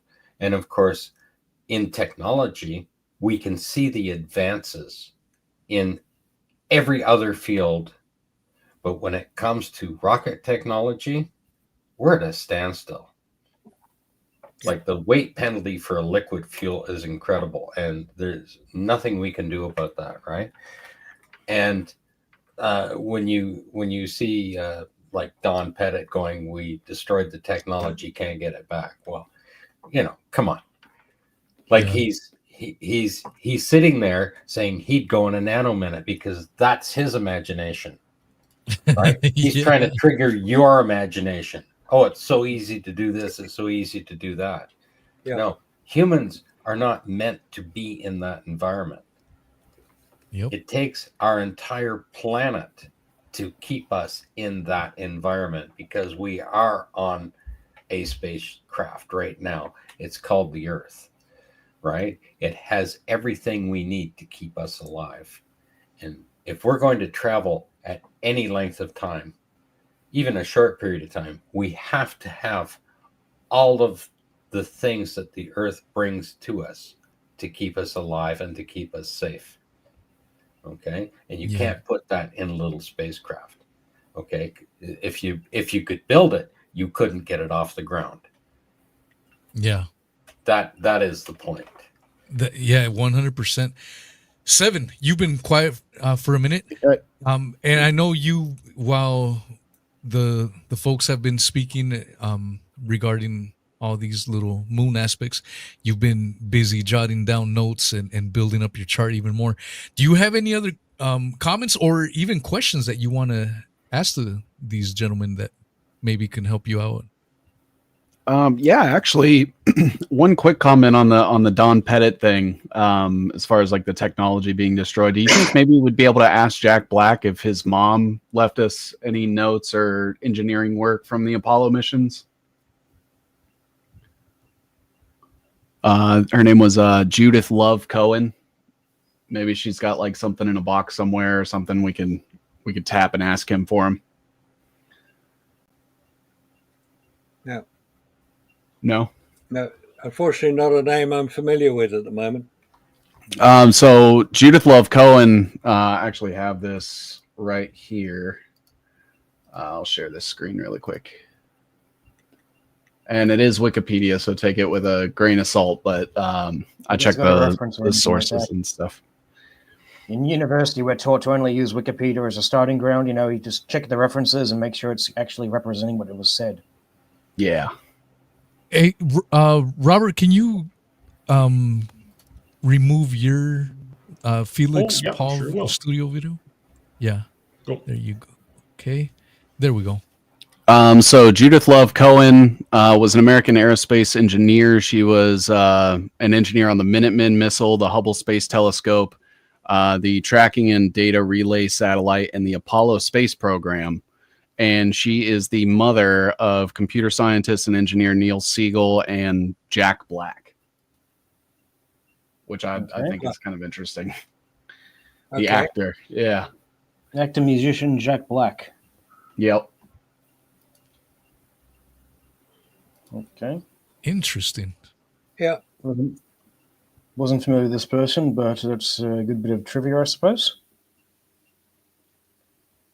Okay, I noticed somebody in the comments, Exodus. I hope I'm pronouncing his name correctly. He asks, He says, why on the Apollo plate on a 16mm reels footage states 11 July 1969? Didn't Apollo 11 land on the surface July 19, 1969? Yes, that's Bart Sabrell brought this up in his Apollo 11 monkey business video. He had received the 16mm reels and all the title cards. They all date the footage as being July 11. Now, many folks have claimed that that's just a shot for the of the color chart, for correcting the videos that were shot before the actual missions and whatnot. Well, here's the thing: if that was the case, why, when it was released on the Spacecraft Films DVD, Mark Gray, the owner of Spacecraft Films, he went to all the effort of painstakingly cropping the video such that the date is actually at the top of the card.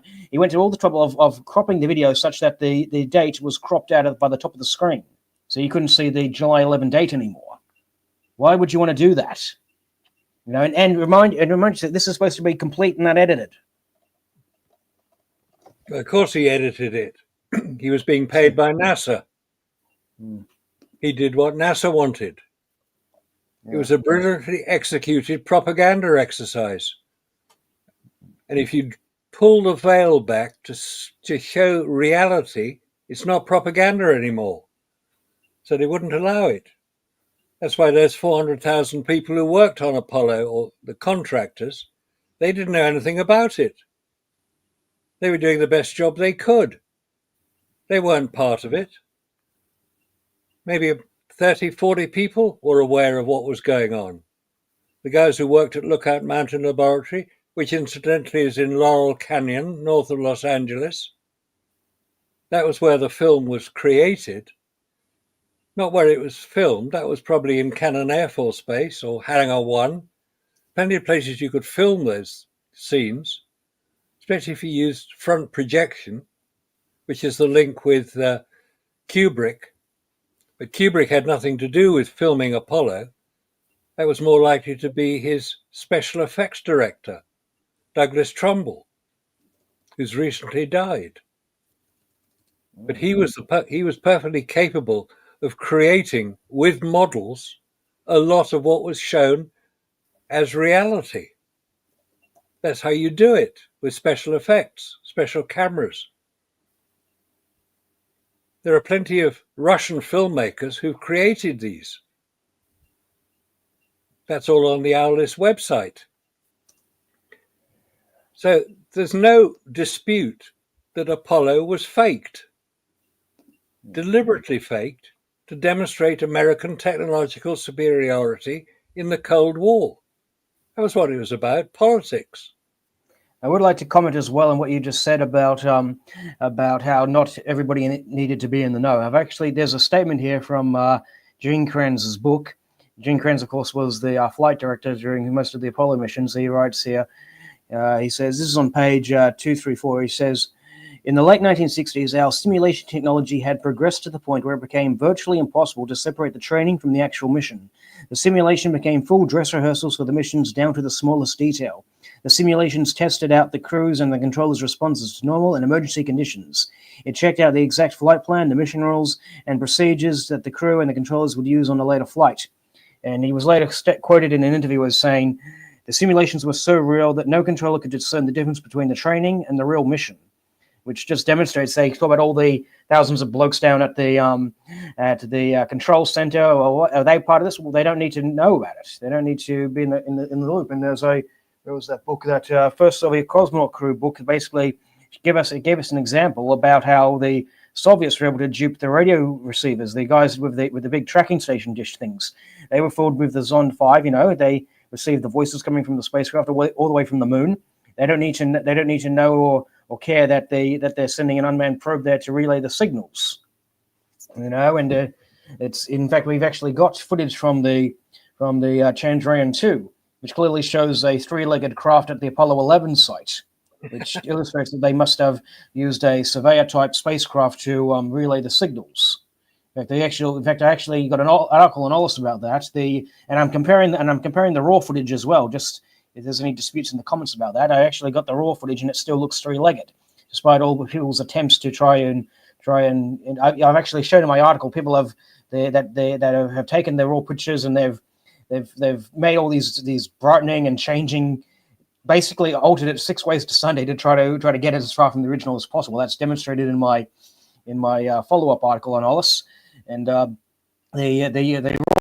raw picture clearly shows a craft that is three-legged. And if you overlay a surveyor spacecraft as seen from above over the top of it, yes, it looks exactly like a surveyor spacecraft.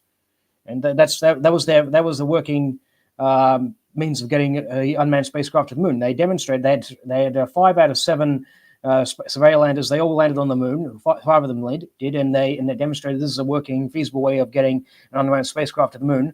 That was what they would have had to use to beam these signals back. Make it look like these signals are coming from the surface. Yeah, but then you'll hear lots of people say, "Well, there were recordings made of the communication from the moon, so they must be there to talk." Well, the interesting thing about that is that most of the transmission, or virtually all the transmissions from Apollo, was in the gigahertz range. Most amateur radio people were using kilohertz range, so they couldn't receive it. They didn't have the equipment to receive it. And if these people recorded conversations from Apollo on the moon, where are they? Where are the recordings? Just saying they heard it is not good enough. You've got to produce the recordings, and there aren't any. So that puts that one to rest. No amateur ham radio operators were listening in to the extent they could record anything. Actually, I did a follow-up video along those lines called Apollo Ham Sandwich, which actually goes into some of the accounts by the ham radio operators. They claim they were only able to receive the signals when they were, on or near the moon, supposedly. And the Russians, they made similar claims. They said, "Oh, we didn't track them the whole way there. We could only receive it during the time they were supposed to be close there because they weren't supplied the ballistics data or anything like that to try to find the spacecraft on its way to there." Actually, if you want to look into that video, that's called Apollo Ham Sandwich, Moonfaker Apollo Ham Sandwich. It's an oldie but a goodie. Yeah, and your website, by the way, Jarrah, you better mention that so people can go to it. Moonfaker.com. If you want to see my videos, you go into my YouTube channel, White Jarrah. It's basically my surname then my given name, and I've got a website as well, moonfaker.com. It needs to be updated with links to newer videos and whatnot, but I plan to do that sooner or later. We'll see how that goes, and I hope to get back in touch with my usual content. It's been a while since I last produced a Moonfaker, and a lot has happened since then. The last one I put out was in, I think it was 2020. Yes, there was the last one I produced was called the upstaging of the Artemis pipe dream, and obviously a lot has happened since then, like the Indian images of the three-legged craft I mentioned. Yeah, it was a very good analysis, because all the apologists, those who support the NASA story, will tell you that the Chinese have photographed the Apollo landing sites. The Indians have photographed them. The Japanese have. No, they haven't. Nobody's photographed them. Well, they haven't produced the photographs. Or the only ones produced are the ones that Jarrah mentioned, the three-legged lander, which is more than likely the surveyor craft. Yeah. I believe, if I recall correctly, all the other spacecraft, they don't seem to have the resolution to even see the artifacts. I know there some people have recently been hyping about the South Korean spacecraft. Those ones are even worse than the earliest LRO pictures. You just show like a pixel. That's all we see, really. It's ridiculous what they cite. I mean, if that's all it takes, I'll get a picture from one of these missions, dab a pixel there, and hey, here's a picture that I went to the moon. Here's pictures that I went there last year. That's the level of the evidence that they're suggesting, that they're accepting, rather. It's ridiculous. You know what I find interesting, though, is a lot of people that will come and then will say, well, the films were, like, in other words, they had the test films or the test patterns up, and they had them up about a week before Apollo took off. But you have to have it like that. In other words, you have to have that in place before. So did you say mission again, Robert? I think I have a bad connection or something. Everybody I hear is a bit garbled at this point. Okay, yeah, we could hear you, Robert. I think it's just your connection, Jarrah. Okay, well, yeah, I don't know, but just to make a long story short, though, with that, is that a lot of people will think that the test patterns that go up before the Apollo films, well, they have to be predated. You see, you could have that up 6 months before the mission. You have to have it like that because you need the colors. When they get back, you need to take the color and match the colors up so that everything, the hues and everything are there. Well, the thing is if they were really taken on the moon, well, we've proved that when you place that film into a vacuum chamber at the university, look what happened to the color. They're all over the place. So why isn't the Apollo films all over the place? Why is the color so pristine? Most of the images are very pristine. Well, we don't see that. Yes, and even the fella that he put, there was 2 test rolls. There was one fella at the university, he just for the fun of it put his test roll in there, and he took some pictures of lemon trees and some other artwork. Well, guess what happened to those? Some of them weren't too bad, but the ones that were at the top of the roll, guess what happened to those? They fogged, and they fogged badly. But that was not high altitude film. I would expect that. But the stuff we put in there was the ectochrome film. So why did it fog? And why did it outgas in the chamber? Like, we're talking about an accredited university here. We're not talking about child's play. I So think it's as just well. another question.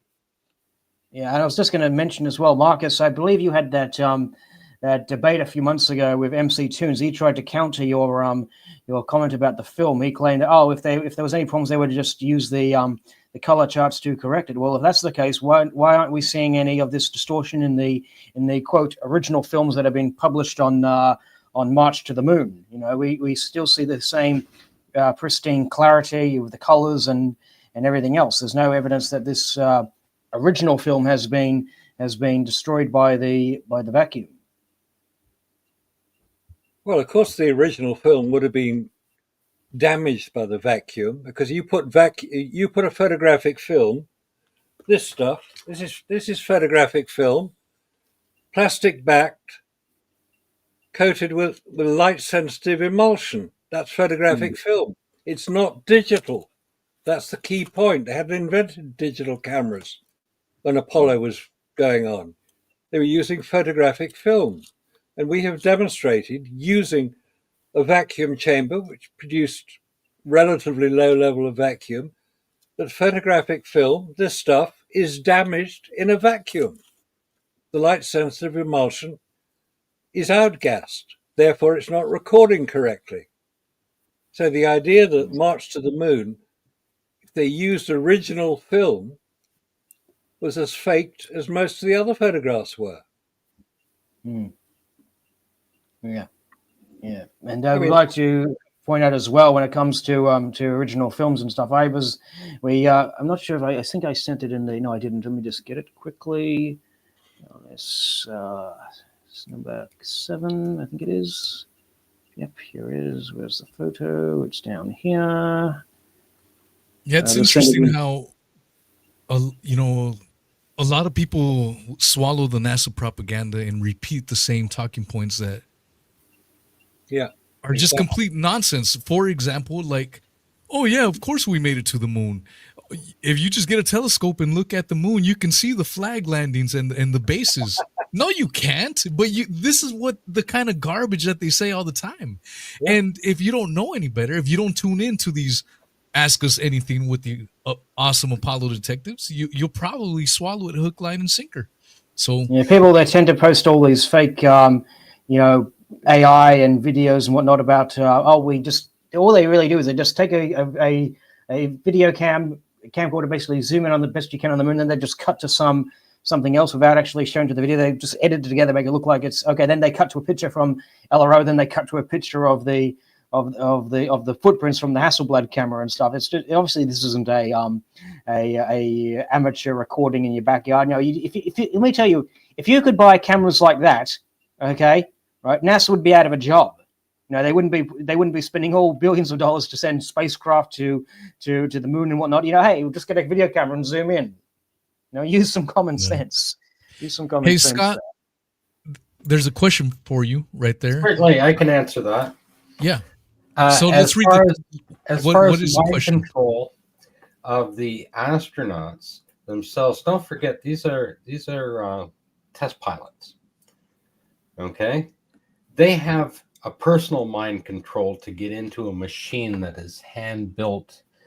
Okay, that they're going to go out and fly, and they're not just going to fly it to see how it operates. They're going to fly it and find out where the limits of these vehicles are, which means 9 out of 10, they're going to fly it till the wings come off, or they're going to have snuff the engines out, trying to do whatever kind of maneuvers that you're trying to do to it. They got their thumb on the ejection seat button all the time and used it quite often. Okay, that takes quite a bit of personal discipline to be able to do that. Okay, because your life is in danger all of the time. I don't believe that these people with that kind of intensity, first of all, could be hypnotized or anything else in any way, shape, or form. It'd be far too dangerous to use drugs on them to do that. Okay, and when you see them in the press conference afterwards, it looks like they were debriefed, and it's like you took a newspaper and rolled it up and whacked a puppy dog on the nose, right? That's exactly the expressions that they have on there, right? Because I'm quite sure that they were there because their country, they're obligated, like these guys are military, and if they were told to do something, they'd go, yes, sir, and go do it without question, right? The integrity that they used was their own personal. That's how they got there in the first place. That's how they became the best pilots in the world, right? These guys are above Top Gun, for Christ's sakes. They're just that much better, right? And their own personal discipline is what got them there. I don't think mind control would do it, but I do think that their obligation as military personnel, right, to follow orders. They probably didn't know when they signed up to say, I want to be an astronaut and go fly to the moon. They probably didn't know that they weren't going to be able to achieve it, right? Somewhere along the line, in a very short order, they would have been told, right? And that's why you have problems with Gus Grissom and things like that, because his personal attitude and statue is he was going to let the secret out of the bag, right? Oh, you wanted to hear some Gus Grissom information, right, Seven? Did you have any specific questions about Gus? Yeah, so I know that he was considered kind of a troublemaker at NASA. Would anybody be able to sort of go in depth about the things that he was trying to let know in the public knowledge and sphere, and what I believe personally ultimately led to his demise? Because didn't they pumped his craft full of oxygen and it caused the fire? Yeah, Renee has an entire chapter about the Apollo 1 thing. Can Scott answer that, Jera, please? Yeah, that way he gets a little bit of more time. Yeah, I just want to spread everyone with equal time if we can. That wasn't the first time that they tried to use enriched oxygen within the cabin. That was about the 7th time. The first 6 times it had already failed with disaster. Who would then do it a 7th time using human beings? Unbelievable, right? Not only that, this thing was not on the ground. It wasn't in a hangar. It wasn't outside of a hangar. They didn't have fire equipment, safety, anything. This thing is 200 feet in the air. Okay? Well, that doesn't actually mount 200 feet in the air on a Saturn V rocket. Okay? They put it up on the first stage of a Gemini rocket, and then it's sitting up in the air. That way it's away from everybody. That in itself is extremely strange to do any kind of a simulation to start with. So there's no fire equipment. There's no nothing there for them. Then they put a door on that is completely different than any other door that they've used in their program, right? And it took more than 20 minutes to get that door open. Now, I've seen other things where they say that the initial blast blew the windows out. Bullshit. Okay? The first documents say that those windows didn't blow out. But if you're good at what you do, and you understand everything about that craft, and you understand that they have residual oxygen within their spacesuits themselves, you know it's going to take 20 minutes to open the door. That way you guarantee that they're dead. Because if you are at the top of your field and you are the expert in it, you know how long it's going to take to kill them. Not just the matter of the door, if I may point out, there was this passage, there was a passage in this book here where they mentioned that in one of the earlier spacecrafts, they actually had fire extinguishers, and NASA, they had the fire extinguishers removed from the Apollo 1's capsule. All right, and what else was there? You mentioned specifically about Grissom. He actually went on the record to say that he only gave the computers that they only predicted a 1 in 3 chance of the Apollo spacecraft achieving its objectives. And he was also, they had a acceptance test of the spacecraft where basically the the astronauts and the contractors, they all get together to evaluate, okay, what's right, what's wrong with the spacecraft. And he brought up the fact that there was too much Velcro in the spacecraft, which apparently is a fire hazard in pure oxygen. Okay. And after the fire, they actually tried to blame Grissom for putting the Velcro there. Grissom, they said they went to, there's a guy from NASA, his name was Joe Shea. He actually, in his NASA oral history, he went on to say, Grissom brought up the problem with the Velcro initially, and then in the same breath he said they were just putting Velcro wherever they wanted to. So he kind of looked like he kind of slipped up there or something. But anyways, Grissom, he had got so displeased with the spacecraft, he went so far as to take a lemon and hung it on the spacecraft, to let them know what he thought of it. In the United States, lemon is a term for unroadworthy cars, and that's basically what he thought of the Apollo spacecraft. Oh, they were probably just pissed off because he drew the biggest and best looking lemons you've ever seen in your life. That's a big old beauty he put up there. Like they could be pissed off at anything. But the fact of the matter is Gus Grissom was probably one of the most flamboyant. That's why he was chosen to be the first man to set foot on the moon. Right? Because he had the best personality. He was more of a media resource for them, is what they were using him for. Okay? Like Neil certainly, by comparison, wasn't. Yeah.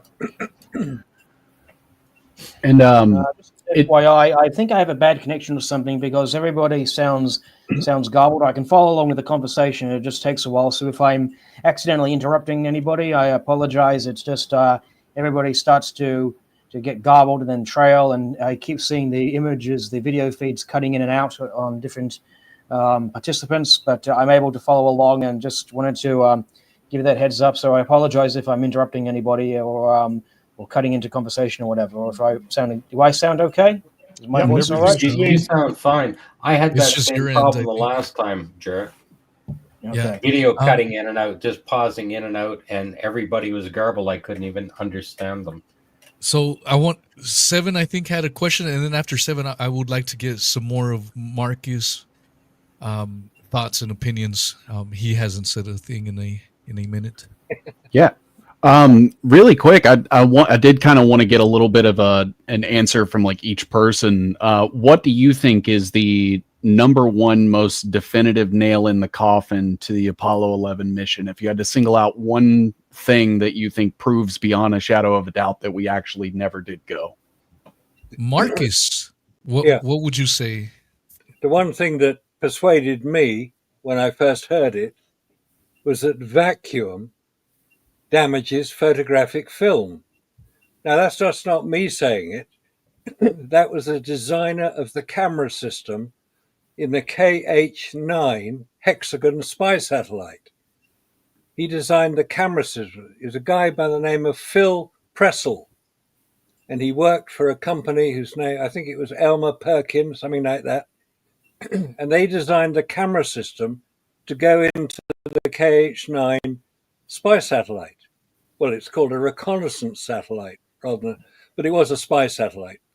And the purpose was because Gary Powers in his U-2 had been shot down over the Soviet Union, President Eisenhower agreed that there would be no more overflights by American aircraft to photograph the Soviet Union, hence the spy satellites. And the camera system, which Phil Pressel was very proud of, and he had every right to be, it was a stereoscopic camera system, which could then, the film used in it, note film was used, they could then use the photographs to determine the heights of rockets, the distance between various objects, because they were photographing dockyards and launch sites. They wanted to know how many rockets they had, what size they were, and a stereo camera system could do that. But when Phil Pressel was explaining in a lecture I attended in London in 2019, he mentioned almost in passing, well, we had to keep the film under a degree of pressure, about £1 per square inch, because film is damaged in a vacuum. And he showed the tubes through which the film was transported from its spools. There was 30 miles of film on this satellite. It's a huge thing, about the size of a school bus, about 60 foot long. Anyway, the film was transported in tubes from the spools through the camera in pressurized tubes. And he showed where the pressure came from. It was nitrogen gas. And he showed where the nitrogen gas was stored. The film was then transported into its buckets, they were called, and dropped from the Hexagon spy satellite. They were dropped from the satellite and caught in giant fishing nets being trailed behind aircraft flying out of Hawaii. Now that sounds like science fiction. It's real. There really were planes carrying huge nets behind them to catch these buckets of film. And only one bucket was missed. I think there was something like 20 in total. And that was where it's called the Glomar Explorer, the Howard Hughes thing was sent to find this bucket of film, which was 13,000 feet down in the Pacific, and retrieve it. America wanted to do that in case the Russians did, because they knew what had happened. They were watching all these things going on. So that was where the idea that photographic film had to be pressurized comes from. It's from NASA, believe it or not. And that was only in 2019 because Phil Pressel was only able to talk about his work after the film system had been declassified in about 2012. So he wasn't allowed to talk about it before that. Once it was declassified, he could go public with it. And he was, as I say, very proud of what he'd achieved. But that was where the idea, when he explained it, I thought it was a light bulb moment. I thought, goodness, I'd never heard that. I'd never heard that vacuum could have an effect on photographic film. Then we started looking into it. I mentioned it to Robert and to Scott. They bought the vacuum chamber and tested it. And we proved it as well. We demonstrated that photographic film is damaged in a vacuum. So come on, all you NASA apologists who believe Apollo was real, get round that one. There's no way round it, guys. You're caught. Slam dunk time. Marcus Allen with the Shaq Daddy breaking that backboard of truth. Sweet. That's something else. You mentioned slam dunk. I think it was Sabrelli mentioned in his article in his book as well that the project was called Operation Slam Dunk. That was the code name they had for the faking of the moon footage. There was a lot of dispute about the name Slam Dunk existing in the 1960s until they showed them a Wilt Chamberlain video from 1961 where the commentator used the term slam dunk. That's right. Yeah, that was good times. Getting back to the chat comments, there's this one question here by Chief Mischief. This one I would like to answer real quickly. He asks, if we're moving very fast in space, how come the stars never move? Well, they're being so far away that it takes many long time scales, far longer than human lifetimes, to actually see any movement. In fact, 2,000 years ago, the pole star was not Polaris or Cygni Noctantis. Okay, and in fact, the time it takes for the sun to make a complete revolution around the center of the galaxy is 225 million years. You can do the calculations, for the circumference of a circle. Obviously, the orbit is elliptical, but for simplistic math, you can do that calculation. You can take into consideration the velocity of the sun, and you find it's many, many millions of years. And just to put it in perspective, 225 million years ago is when dinosaurs first evolved. Okay, that's why the stars never seem to move. Okay, because they're just too far away, and in the grand scheme of things, it doesn't matter how fast the sun and the Earth are traveling. Okay, it's insignificant compared to the distance they have to travel. Yeah. All right, copy that. I've got a question for Scott. It's not really a question. I know the answer, but I like to mix in advanced moon landing questions with some, some elementary, some maybe entry level moon landing stuff. And Scott, if you could tell us a little bit briefly about Operation Fishbowl, what was that about? Fishbowl. Yeah. Oh, that's the high altitude Where they nuclear blew bomb up. tests. They had many of them. They were all operated under the umbrella of Operation Fishbowl, if I recall correctly. There was Operation Argus, and I think the coup de grace was Starfish Prime, if I recall correctly. Yeah. Who wants to take a stab at that? Marcus, do you know about that? The one I know about is what Jarrah's just mentioned, Starfish Prime. What was that about? The explosion of a nuclear bomb in space. Yes. God almighty. 250 miles above Johnson Island in the Pacific. What were they thinking? And that's the answer to a question that was posed quite early on in our chat. Was there a third Van Allen belt? The answer is that bomb exploding created a huge amount of radioactivity between the two Van Allen belts. Hence the third belt. I mean, this is absolutely psychopathic behavior. Exploding a nuclear bomb in space. Well, that managed to knock out a lot of the electrical systems within about 1,000-mile radius of it. It's called an electromagnetic pulse. And if the sun produces one of those, we're all dead because all electricity will be knocked out. It happened in North America in 1989 on the East Coast.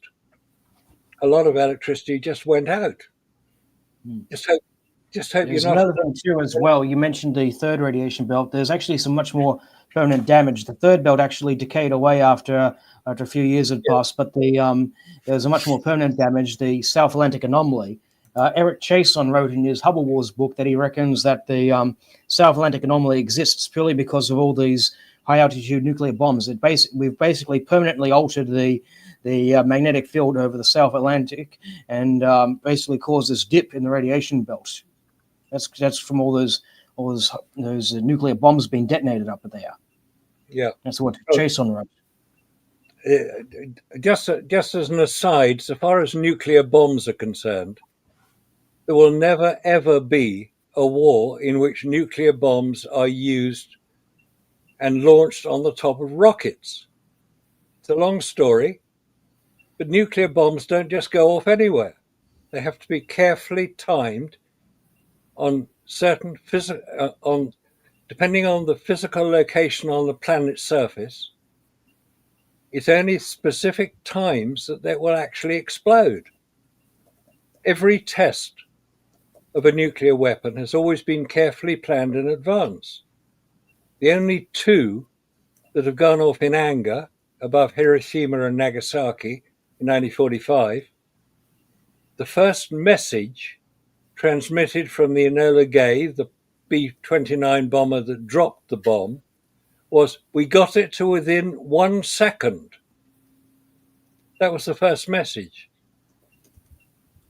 Why was the timing so important? Because the bomb would only go off at a certain time at that location. It's a complicated story, a complicated formula. So don't worry about nuclear bombs going off in anger, launched by some idiot on a rocket. They can't get it accurately timed and located for it to explode. End of story. No nuclear war. Good story.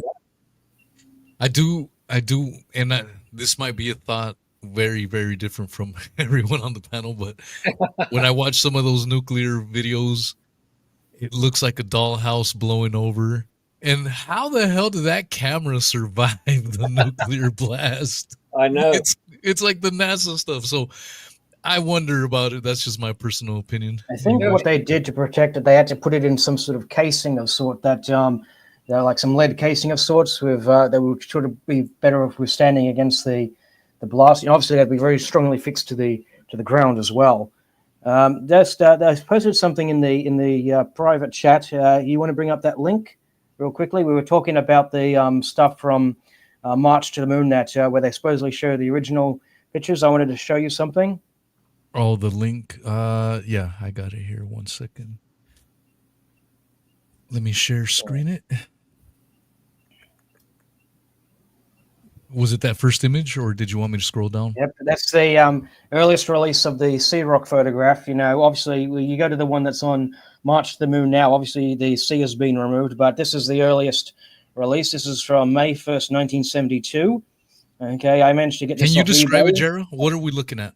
It's a black and white. This is the Apollo 16 lunar rover with Charlie Duke standing by it, and you can see in the foreground the rock has a letter C on it. Okay, and this is the Associated Press wire photo. This is the earliest release of the image, and you can clearly see that the C on the rock is still there. Okay, this was literally the day it was released. If you zoom in, you can on the rock in the bottom left foreground, the big rock. That's as far as I can zoom in. I could see the letter C. Okay, fair enough. Well, basically, it's on the OLIS website. You can find it there. I did a whole article about this. This is the earliest release of the photograph, and the C on the rock is still there. Yeah. Hopefully you guys can see that. Yeah, I think you can see it. Yeah. And awesome. No pun intended, I think you can see it. Terrible joke. Nice one. People like to say, "Oh, it was not there originally. It was just some hair on the negative." Well, no. Here's the earliest release, and you can see it's there. They say, "Oh, it was a later generation that had the see." No, this is the earliest release. This is dated May 1st. That was the day the pictures were released. In fact, the early you can see the newspapers that were published on May 2nd. Obviously, they have to be printed the night before. So this is the earliest release. Okay, now they say, "Oh, it wasn't there originally." They can tell it or not. I found the earliest. Find me a picture that predates mine. Okay. And show me that there's no C there. To which I say, good luck with that, because this is the earliest release. Checkmate. Checkmate, yes. I should have been a chess player. Nice one. Yeah. There's a good piece of research, that one, Jara. Very well done. Yeah. Thank you. And let me tell you, there was a huge bidding war between me and some other bloke on when I got that thing. I had to put something like nearly $1,000 on eBay. Thankfully, the final bid was something like only 80, and plus the shipping, obviously.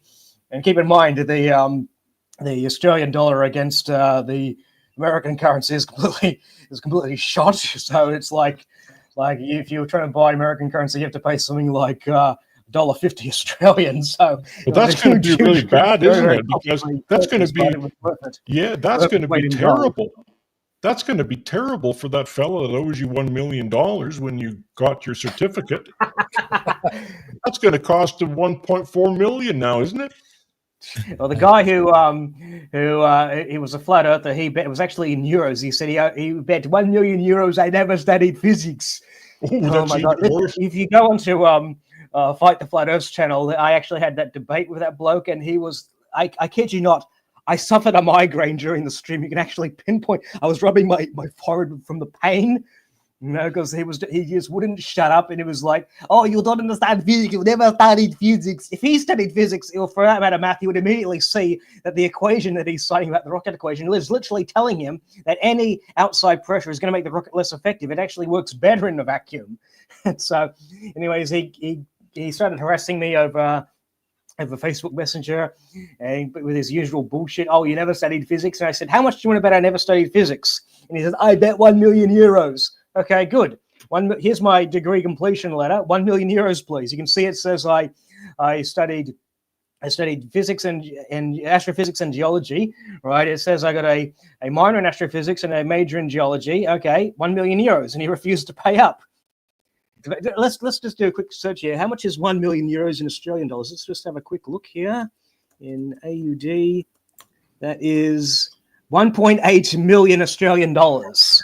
Yeah, see, that wasn't too far off. Yeah. Anyway, I'd like to answer Seven's question to all of us, and Wheezy, I never heard of Fishbowl because when I was looking at that particular thing, it was called Operation Dominique. So, which is the response, the U.S. response to Russia at that time of exploding large pieces of equipment into space, right? All that stuff. But Seven had asked, what is our viewpoint? What is the most logical thing that convinced us not to be that we haven't traveled to the moon? The very first thing is when you're looking at anything from the earliest portions of the Apollo space program, they're looking at 7 or 8 or up to 11 launches just to get the amount of equipment into space to travel to the moon. And now we're back to that again, right? To lift 141 metric tons in one launch, we can't do today. Okay? We're only launching like 20 tons. 141 on a Saturn V rocket. Okay, it didn't have 141 tons on it. That was simply a shell. Okay, it got off 4 or 5 minutes in, dropped into the ocean. That's the end of it. You know, it couldn't produce the thrust. Like even the Starlink today, the Starliner, whatever they call it, right? It's empty. It doesn't have a payload, and it can only do 25 miles and blows up. Right? Yeah. That's the reality. Like I said, take away the story they're telling you, and look at the reality, because that's where the truth is. 100%. So we're gonna do something a little different on this Ask Us Anything. I put the StreamYard, and Rob, if you can put it on your channel, I put the StreamYard in the links. Anyone can hit that StreamYard. We're gonna do one caller at a time. Come in, ask your question. You don't have to show your face if you just want to do your voice and ask the question, and then we're not gonna have you on the whole time. So we if we can try to get several questions in, just click the link, ask your question, and then we'll answer it, and then we'll get the next one afterwards. We've never tried it, but let's try it tonight. Let's see how it goes. So if you are following me on my platforms, I did put the link on the chats there. And I put it on chat on our channel here too, so she's up.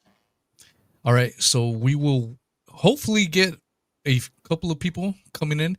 So what we want you to do is bring your best questions. Maybe you're watching and you're a hater and you love NASA. Every night you sleep with a NASA pajamas and you have a little NASA binky, and right now you're really mad and you're angry hearing us. Bring it. Right now is your opportunity. Hit that link. And if you think we're full of crap, you think if Scott is full of crap, you think if Jera, the great Marcus Allen, Rob, 7Cs, that we're all full of crap, now is your time. Click that link, ask your questions. Maybe you think you could show us up with some official NASA storyline. By all means, we aren't censoring anyone. This is your chance. So if you have your NASA pajamas on and you are heated, don't cry anymore. Just hit that StreamYard and bring forth your questions. We'll see how it goes. So, yeah, I suppose we could keep talking. And if someone comes in, I'll let you guys know, and then we'll bring them in. That'll be nice, though, because this is our 7th edition of Ask Us Anything. We try to do these about what would you say, guys? Every month and a half is when we try to get together. Yeah, that's pretty close. Yeah, pretty close. And these are a lot of fun. We had about 200 people on all platforms combined. That's a good little audience. And I was telling 7Cs when we spoke earlier, I had him on. Was it today or maybe it was yesterday? I can't remember. But when I spoke with Mr. Seven to try to catch him up to speed to how we do our shows and get them to, to participate. I told them that the first shows we did, I felt lost with a lot of the things we were going over. The more we've done these shows, I feel like caught up. Now, again, I don't agree with every conclusion, but that's also the beautiful thing about it, that we can have these little disagreements here and there, and no one gets butthurt. We have always a good time. So if you are listening live, hit that StreamYard link. I'm going to put it on the chats another time. Oh, it looks like it's there. And then you put it up on yours. Yeah, you did, Rob. Okay. So I see Knights of the Storm has asked a question. Every action has an equal opposite reaction. So what does a rocket push off in a vacuum of space till it gets the movement? Simple question. Yes, and I answered this on our previous show. It was the inner walls of the combustion chamber itself. That was the heated discussion I had with the flat earther. I did this demonstration last time I was on the show. Imagine, I don't have a balloon with me, but imagine this bottle is completely filled with air. It's greater than the pressure that's outside. Okay. Right. Obviously, everything is in equilibrium. If I open it up, right, then the nozzle creates a point where the air inside can escape. Okay, that means the air at the nozzle is going to be less than the pressure opposite the nozzle. So this pressure here will be more dominant. So this part is pushing in that direction. It will move the rocket in that direction. That's how a rocket moves in space. It's got nothing to do with the pressure outside. In fact, the pressure outside, if it's much less, if it's a vacuum, it's going to make the rocket work much better. Okay, because the less pressure at the nozzle means more pressure at the opposite of the nozzle will be much more dominant. Okay, that's why a rocket moves in space. Okay, nice one. We have a hardcore fan of Marcus Allen saying that she would call in, but if she'd call in, she would be asking if Marcus was single. That is awesome. Go on, call in and ask. Let's see come on. Go on, let's hear about it. That is awesome. I love it. A good one. Yeah. Beautiful. Yeah, this is. If she's under 30, Marcus, you're going to have a heart attack. Nice one. Thank you, Scott. Oh dear. Come on, where's the call? Let's hear it. Yeah, where is the call? How come all these people are being I don't want to say it on YouTube. Female genitalia is probably the proper way. No one's calling in. I thought for sure we'd have at least one person hit that StreamYard link. If you've never tried StreamYard, it's super easy. All you do is click that link. It'll ask you if you want to use your camera. You can have it off if you don't want to show your face. And just hit the microphone on and ask your question. Super easy. And maybe people are intimidated. Oh my gosh, there's hundreds of people listening in. Camera off. Yeah, camera off. Wax on, wax off. And, there you go. Simple. Wax on, wax off. Wax on, wax off. Oh boy. Well, you can leave your camera on. You don't necessarily have to show us your face. No. Because if you work for NASA, you obviously wouldn't want your fellow workers to know that you're asking questions of us, would you? I had an occasion of when I was doing my geology course, we were going off in different cars to do this gravitational survey where we were detecting underground tunnels with the gravitometer. And we went in separate cars, and one of my female peers who was riding with the professor, she mentioned about my moon hoax videos, and the professor had actually co-wrote a paper with Harrison Schmidt, supposedly the only geologist to go to the moon. And I kid you not, once we got to the site to do our surveys, he said to me, I never forget this, he said to me, "So you don't like the moon landings, Jara?" My response was, "It's not that I don't like them, I don't believe they happened." And the whole field trip was just me and him, arguing back and forth about the moon rocks. He was trying to cite them as evidence for being real. I was citing all the counterpoints. Like, what about the rust? What about the huge amounts of water? And I was literally I had a very photographic memory. I was literally quoting the names of all the papers off the top. I had all the scientists who wrote these things, and anyways, we would set the machine up. He would put in the settings while we were waiting for it to do its magic. He would say, "Oh, Jared, what about this? What about that?" This is supposed to be a learning experience, and all I remember is back and forth.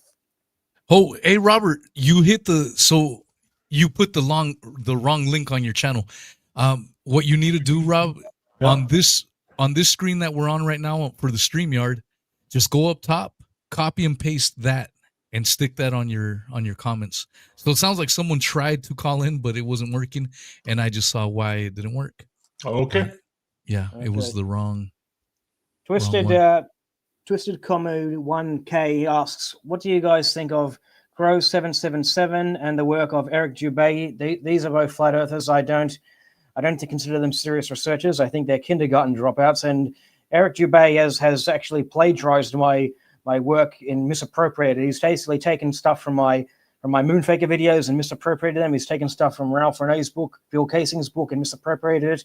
Our views are only consistent with a spherical Earth. And I'll tell you one thing. I was actually solicited under false pretenses to giving an interview. I think the site's name was Taboo Conspiracy. Marcus was actually solicited an interview under false pretenses too. And right. they were asking questions that... Yeah. I will... Can you hear me? Yeah, we got someone that's ready to join us. Let's okay. Well, I'll just keep this quick then. I was basically solicited under false pretenses, and as soon as I was off the program, they had Crow 77 on there talking about the moon being a hologram. Such nonsense as that. Good stuff. All right, Eric, what is going on? Eric, you're in the stream. Your microphone's muted, Eric. Yeah, you have to unmute. There's a mute button. Down the bottom. It says left-hand side, says mute. There you go. There you go. Hello. Hey, Eric. Hello, Eric. Yeah, there we go. We can hear you now. Yeah. I can't hear him. Eric, we have Dr. Raza backstage as well. Eric, you got a question? Well, I don't think. All right, we'll try again. Eric. All right, let's bring in Dr. Raza. Dr. Raza in the house. Hey, Hell yeah. Good to see you. Thanks, guys. I would love to do a show with you and 7Cs, Dr. Raza. Yeah. I think that would be a fire show.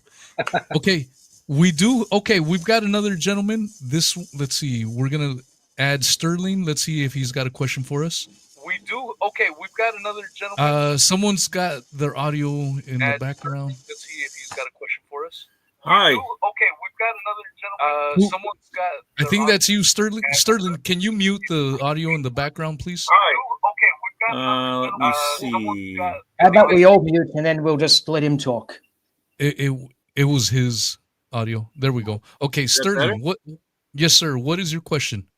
Well, I've been asking in the chat. I was really pleased to find a November 1969 issue of LA Free Press newspaper, as a radical underground newspaper. It's from November of 1969, and it's the first publication I ever saw that denied the moon landings of humans, and actually uses the phrase moon hoax. And it's based on the scientific work of a scientist named L.J. Wilcox, and he had a couple of other scientists that he name-checked and referenced in his work. And he's got scientific diagrams and equations in there. And his main point was that the propulsion for Apollo 11 just wasn't sufficient to get out of the gravity well and make it all the way to the moon and back. It just didn't have enough lift or thrust or propulsive power, however you want to phrase it. So, and this material is reprinted in a book by yours truly, which is actually about the skeptical 60s. It talks about the Beatles and Vietnam War and the JFK assassination, but it has a chapter on the lunar landings of humans, supposedly.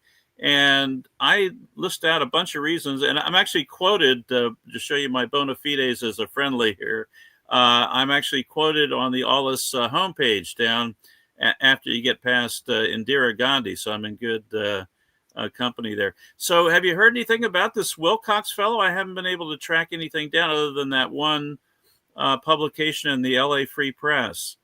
Or, if you want to talk about the propulsion problem, I know Marcus did earlier in response to my question being put up on the screen, but if you want to elaborate, I'd love to hear it. Okay, who wants to take that question? One second, Jared. 1 second. We've got a bunch of people now trying to click in. So it's a great honor to be with you, by the way. Thank you so much. Thank you for calling in, Sterling. And if we can get the room, it looks like more people are trying to call in now. So we need to answer these real quick. Thank you so for those try to get as many videos, Jared. Super stuff. That's just terrific.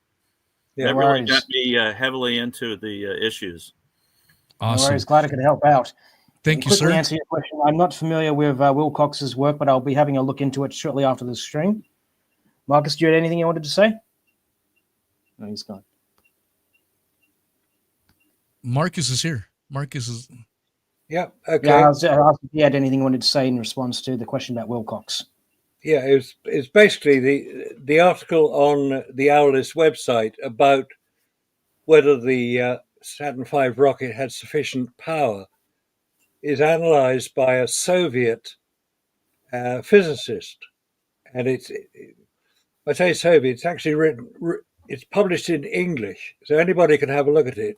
Owlis.com, and he examines the speed at which the Saturn V rocket, moves from the launch site to a known height above the ground, because it is seen, this particular Saturn V rocket is seen to go through a very high level of cloud, and you can see the shadow of the rocket projected onto the cloud. Somebody checked with the local weather bureau to find out how high that particular level of cloud was. It was about 30,000 feet. So you could measure the time it took from launch to reach 30,000 feet. And according to the analysis done by the Russian, or the Soviet as he was then, scientist, the rocket wasn't traveling fast enough to achieve the speed it required to achieve to enter orbit. Okay. Hence, it was I was just going to say I'll have to take a look into that article after this show is over. It sounds interesting. I'll look into that. Yeah. Okay. Let's see. We've got another gentleman. Eric, you are on the stream. Awesome. Eric? Can you guys hear me? I hear you now. Okay. Yeah. So I'm a big fan of you guys, and I've been basically rewriting everything that you guys have been saying on Substack. And I've done 3 articles already, and I was wondering what I could do as a 4th one. So the first one was the film cameras, good reception there. Second one was the heat shields and how they don't work from lunar reentry. And then the third was the Saturn V, as you guys were discussing. I went into the technical problems with the tube bundle tech and everything. But I'm stumped on the 4th. I need more material. So what would be the 4th hard problem behind why Apollo couldn't happen? Well, speaking purely as a geologist and an astrophysicist, I would say the radiation of the Van Allen belt is a good topic to discuss, and also the inconsistencies with the lunar rocks is a good thing to talk about. It's very nitty gritty in the technical side of things, but I think it's a worthwhile mention. Yeah, a worthwhile thing to discuss. There was also Randy, when Randy was brought out. Yeah, as a matter of fact, Eric, what will happen is that you watch the video that's coming out that Randy did that I made for him. That'll be out in a couple of days. That's going to answer a lot of your questions about that rocket. Awesome. All right. Yeah, thanks, guys. All right. Thanks, Eric. All right. We've got Jason backstage. Jason. Hey, what's going on, Wheezy? What's going on? What's going on, Jason? Well, I first want to thank Jara for addressing that issue with the propulsion in a vacuum. That's something that I have often talked about. But when I went through this with a good friend of mine, he's a major in the Army now, and he's a math major, by the way. We looked at it from a fuel issue. So if you take a look at the challenges we had, and you see the dropping of the tubes, as the rockets went up back in, the 80s or whatever, the 70s, the 60s, 70s, 80s, single stage to orbit was the biggest issue. And they literally, I looked into this really big time where they were talking about like mag lift trains that would launch you. Single stage to orbit is a humongous problem. And that's what kind of Elon's dealing with now. He gets something up there and then he wants to reuse the rocket. It only gets it partially up there and then it launches the other piece, and instead of dropping it off in the ocean or whatever. So my thing that I challenged my friend with was, I said, if we can't do single stage to orbit today, how did they do single stage to orbit from the moon? The same problem. And I think the moon is what, roughly 1/3 Earth gravity, right? Is that right, Jared? Yeah, well, the moon Thanks is for the 1/6 question, Jason. gravity, 1/6 gravity. The trick is basically you want to get your craft to reach a certain velocity. We have orbital velocities, we have escape velocities, and basically, I think for the moon it's something like 2 kilometers per second, if I recall correctly. Down here, you're closer to Earth. Earth orbit is something like 8 kilometers per second. Okay, so like if you're trying to launch a spacecraft into Earth orbit, you've got to reach that orbital velocity. And when it comes to getting off the moon, you've got to reach about 2 kilometers per second. That's the trick. And you would need to do the Tilakovsky equation to determine if we have enough propellant to actually get up into those kinds of things. Basically, what that is the exhaust velocity. That's how fast the exhaust gases are shooting out of the rocket. You multiply that by the natural log over the initial mass of the rocket over the final mass of the rocket, and you go from there, see what velocity comes out. Interestingly enough, when it comes to the SpaceX launch, this is really, we actually discussed this in a recent program we've recorded. It's not out yet, but it should be out in a few weeks. I did the calculations for the Starship rocket. It actually has enough velocity to reach escape velocity, but it's constantly can't even reach orbital velocity. You look at the actual live stream of the SpaceX launch, it's always a hair under orbital velocity, and we can actually see the green gas coming out of the engine. As soon as you see the exhaust gas turn green, that's the sign that the stainless steel engines are cannibalizing themselves. Mixing with the oxygen and methane exhaust gases, which tells us that the engines on the Starship just aren't good enough. I do have to just quickly. Yeah, let's. We've got more people trying to get in, so thanks, sorry, Jason, for that. All right, my man. Can I add something in here? Yeah, man. Go ahead. So what's up? The Saturn rocket had 3 stages: first stage, second stage, and third stage. So the first 2 stages were supposedly going to bring it into orbit. It's not just a single stage. Yes, I was about to comment on that too. Yes, I should wanted to clarify on that regard. It's not single stage. Let's move on though. We're focusing too much time on that. And I want to get through. This is fun. We're getting a lot of people wanting to call in, so we're not going to be able to address everyone if we spend too much time. Let's get in. Let's get the next person in. Ironwork. You are on. I got this, Jera. It's too much people talking over each other. Ironwork. What's going on, my man? Hey, not too much. Can you guys hear me? What's up, my man? Yeah, we can hear you loud and clear. Great, What's your question? Great. All right. So, just a couple of remarks. First of all, you guys are amazing. I'm so happy that I'm on with you for the first time ever. I'm very, very happy. Anyway, besides that, I understand that many of you guys talk crap about the flat Earth and everything else. And especially you, Mr. White. I understand you're totally qualified, like you've got all these degrees and everything else. One of these things I want you guys to pay special attention to is that we've got these mechanisms in place like Hollywood, the media, and everything else. They're going to use you, and they're going to use people like you to shame people. Once you start looking for the truth and you start coming across the truth, they're going to use folks like you that quote unquote claim to be qualified in a thing that maybe you don't know too much about. Even though you may have a degree, you may have all these paperworks and stuff like that. Check this out. Look into the flat Earth. Okay, I'm not sitting there trying to talk mess about you or anything else. Hold on. Talk to these guys, right? Talk to these guys. Actually go outside, do the laser experiments, right? Do these other things. Talk to pilots, right? I actually had the opportunity to be a naval aviator myself. I actually rode submarines and done everything else, right? So I got to see this world naked for the most part. And this goes beyond having a physics degree. I don't think too many people have opportunities to be doing as much of these things that I'm doing. But here's the thing: talk to these guys that are qualified to fly the planes, right? That are going to give it to you, the raw truth. Talk to these naval submariners. They'll tell you a lot of them will tell you the truth. Like people are starting to come out. People are starting to come out. No, I've Hold on. talked. You know, I'm gonna ironwork. go ahead. You guys are amazing. I love you guys. Peace. All right. Let's we got to remember, people are going to listen to this on audio format, and if we get he just needs to stop now. Jared, hold up, Jared, hold up, my man, slow down. You got to remember, people listen to this later on through the audio format, and if we start talking over each other, it's not a pleasant experience for them. So just one at a time. And we also have to remember to give other people a time. You've answered all these questions, taking a stab. We need to let everyone. Dr. Raza just joined us. Dr. Raza, if you can give us a quick thoughts on what Mr. Ironworker, and then we've got two other people behind the scenes that want to jump in. I would like to as well, if you don't mind.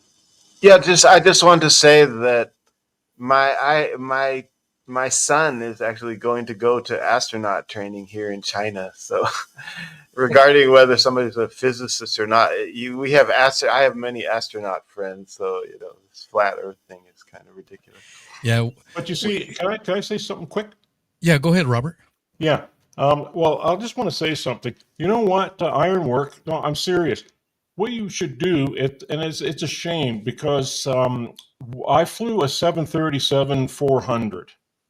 400. Oh yeah, sorry, yeah, 737-400 with winglets. Now we have a thing called an inertial navigation system. It cannot function on a flat Earth. It just can't, because the computer has no reference points to go to, and everything is run by when we do our navigation, we go on the Great Circle. And when you take a Great Circle route, you take point A and point B on any given place for two separate points.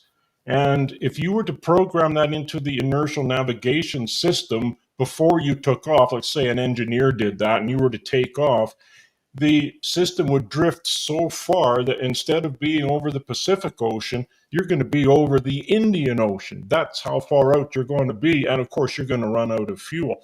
And I really wish that a lot of people would look at that system and see how it works.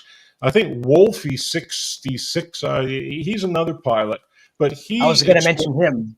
Yeah, he explained it. Yeah, he explained it in meticulous detail how these systems work. So anyway, that's all I have to say. That's all. All right, let's bring in our next person. He's been waiting, or she. Skexus, you are on. What is your question? And thank you for being patient. You've been backstage for quite a while. Hey, what's going on? What's going on, Skexus? Just a question. Jarrah, Scott, Rob, everyone, long-time listener, but just wanted to clarify one question that I've got. Out of all the Apollo astronauts, out of all the Apollo programs and all the astronauts, when prior liftoff from the rocket, obviously, call it? Hang on a minute.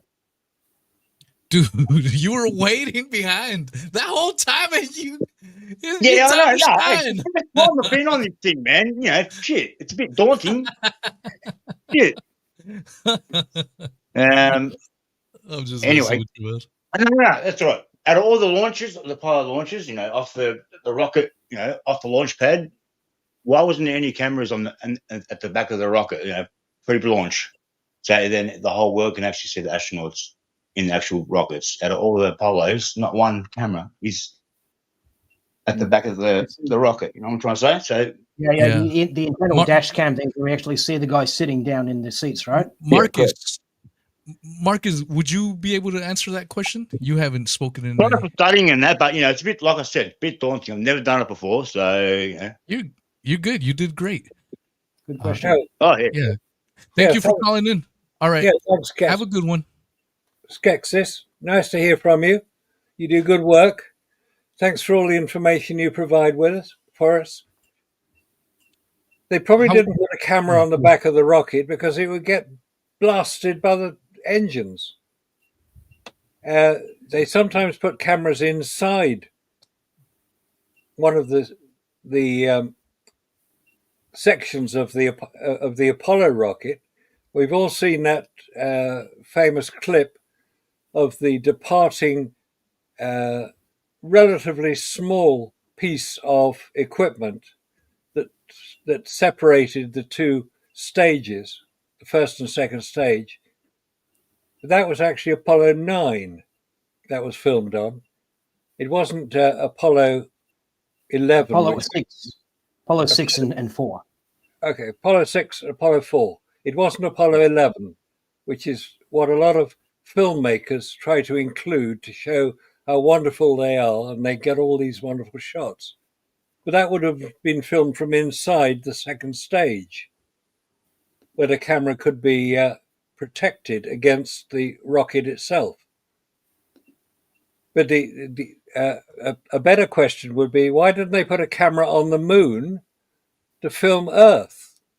We'd all like to see what Earth looks like from the moon. We haven't seen it yet. We've seen the CGI versions. We haven't seen the real version. They did put, allegedly, a UV camera on Apollo 16, which photographed some rather blurry stars and allegedly the Earth, but it didn't show very much. So if they're so damn clever that they can get humans to the moon, surely they can get a camera and point it back at Earth. I think they did that on the Surveyor. Yeah. I think the Surveyor had that, but it was pretty not the best quality, I should say. No, but didn't the rover camera pointed up to the moon, pointed back to the Earth a couple times? Yeah, and there are some alleged Hasselblad photographs showing the Earth, but it's not big enough in many cases because the Earth is about it's nearly 4 times the size of the moon. And we all know what the moon looks like when we look at it from Earth. If you could imagine something about 4 times the size, that would be what Earth would look like when viewed from the moon. Yeah. So one second, Dr. Raza. 7 Seas is going to drop out. Thank you for joining us, 7 Seas. Before you leave, let people know where you would like them to find you. Yeah, absolutely. First, I want to thank you guys for your time and having me. I have learned a lot through this stream, and I realize I have a lot more homework I have to do. So I appreciate everyone's time and expertise and insights. Feel free to go look me up on X. It's at 7Cs_.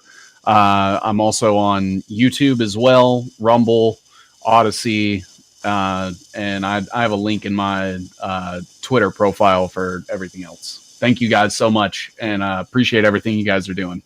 Thanks, 7 man. I'll hit you up. Nice to meet you. I'd be interested to see your new version of the chart. Oh yeah, I've got a bunch of boxes and stuff. I was trying to add them as you guys were going and try to link them to stuff I already have, but I'll probably come back on the next show with an updated chart and see what you guys think. Yeah, Nice to meet you and talk to you. Good job, my brother. Absolutely. All Okay, right. take care. Later, everybody. All right. SC Montreal. Can I say one last thing about this yeah. rover Sorry, footage? Dr. Raza. Yep. One of the members of my group did a very detailed analysis. So the thing is, when the rover camera is pointing back towards the Earth, you have nothing to compare it against. But then there's one scene where you can see the Earth and you can see the dish, and you can know the distance between the camera and the dish. So that helps us to understand the size that the Earth should be in the sky there. That's a So good this point. is an interesting subject. Yeah. Okay. Some of it will depend on the lens that is being used. Right. It depends on the lens, but he analyzed it according to the distance to the dish, how big the dish is, and then we should know how big the Earth should be because we have That's fixed distance. Okay. Triangulate it. All right, we have SC Montreal. He's been, or she has been waiting behind, backstage, very patiently. You are on. What is your question? You are muted, by the way. If you can unmute, there you go. Good evening. Can you hear me? Good evening. How are you, sir? Very good. Thank you. Thanks for giving me the time. Absolutely. I just thought I'd come on and give kudos to you guys, Apollo Detectives. I'm a fan. Scott, Marcus, you guys did a lot of good work, so kudos to you. The Hasselblad, the O-rings, the all that stuff, like excellent. Like it can't be. I don't think it could be questioned. And the other gentleman from the University of Athens that did the pressure stuff. Oh, Bill Demos. Yeah, amazing stuff, right? He's a great guy. Everybody watch it. But my question is this, right? You guys are smart, right? And you figure this stuff out now. The pressure and the film. Now, how do you guys relate that with the Earth, right? Can you guys square the triangle or the circle? Like, how do you equate that with the Earth being in a vacuum? Because I heard you guys in the chat, I seen you guys in the chat, and you seem to go with that theory, right? That we're a ball of gas and water, but we're in a vacuum. So that's my question. What do you guys have? I understand your question. It's basically, how can the vacuum of the space exist next to the Earth? Well, here's the thing, right? As I've said before, to actually get into space, you need to reach orbital velocity or escape velocity. If you actually do the thermal velocity for air at room temperature, okay, you find it doesn't have enough velocity to get into space. And another thing too, okay, we have the difference between gas pressure and atmospheric pressure. Okay, gas pressure is a constant pressure contained within a volume. Okay, atmospheric pressure is literally the pressure caused by the weight of the air above you. Okay, the air pressure gets less. Okay, for the same reason why water pressure increases the deeper you go under ocean, because the deeper you go under the ocean, you got more water above you. It's much heavier. Same deal with the atmosphere. Okay, as you go higher and higher up into the atmosphere, okay, the atmospheric pressure gets less. Okay, because there's less atmosphere above you. Okay, so it's those are the factors that are involved. Okay, it's atmospheric pressure is the pressure caused by the gravity, the weight of the atmosphere. Okay, the weight of the air above you. Okay, and the air itself is not traveling fast enough to reach escape velocity or even orbital velocity. And if you want any proof that a atmosphere can exist happily next to the vacuum of space, get out a telescope and have a look at Jupiter or Saturn. Okay, you can see the colorful cloud bands of Jupiter. You can see the yellowish atmosphere of Saturn. They're happily existing next to the atmosphere. And if you want to go further down that rabbit hole, if you can look at it in spectroscopy, you can do that. You can determine, yes, indeed, it is indeed made of gas. You can determine, yes, the atmospheric gases are indeed existing next to the vacuum of space. Well, I've heard that explanation before, but is that satisfactory to you guys? And which gravity are you talking about, Newtonian or Einsteinian? I'm just curious. You can use both versions of gravity if you want. We use the Newtonian gravity is good enough for the purposes of looking at the solar system, at the people being attracted to the Earth. So Einstein's gravity refers to the warping of space-time. It depends on the application you're using. Both are applicable. Okay, so you're envisioning now, because wow, I find that hard to believe that gentlemen such as yourselves, which have done such research with gas pressure and stuff, like you really believe that is the case, that Mate, I have seen it through a telescope. I know that it is to be the case. How do you know? To be the case. I've seen it through a telescope. I can see. Sorry, what? You don't know. You say you know this? I said I know this. I have done this. I have the actual tools of the trade. I have seen the gas giants through telescopes. Okay, we know what is involved. I have actually looked into the Earth itself using seismology, using the actual geological surveys that we use to actually look into the Earth itself.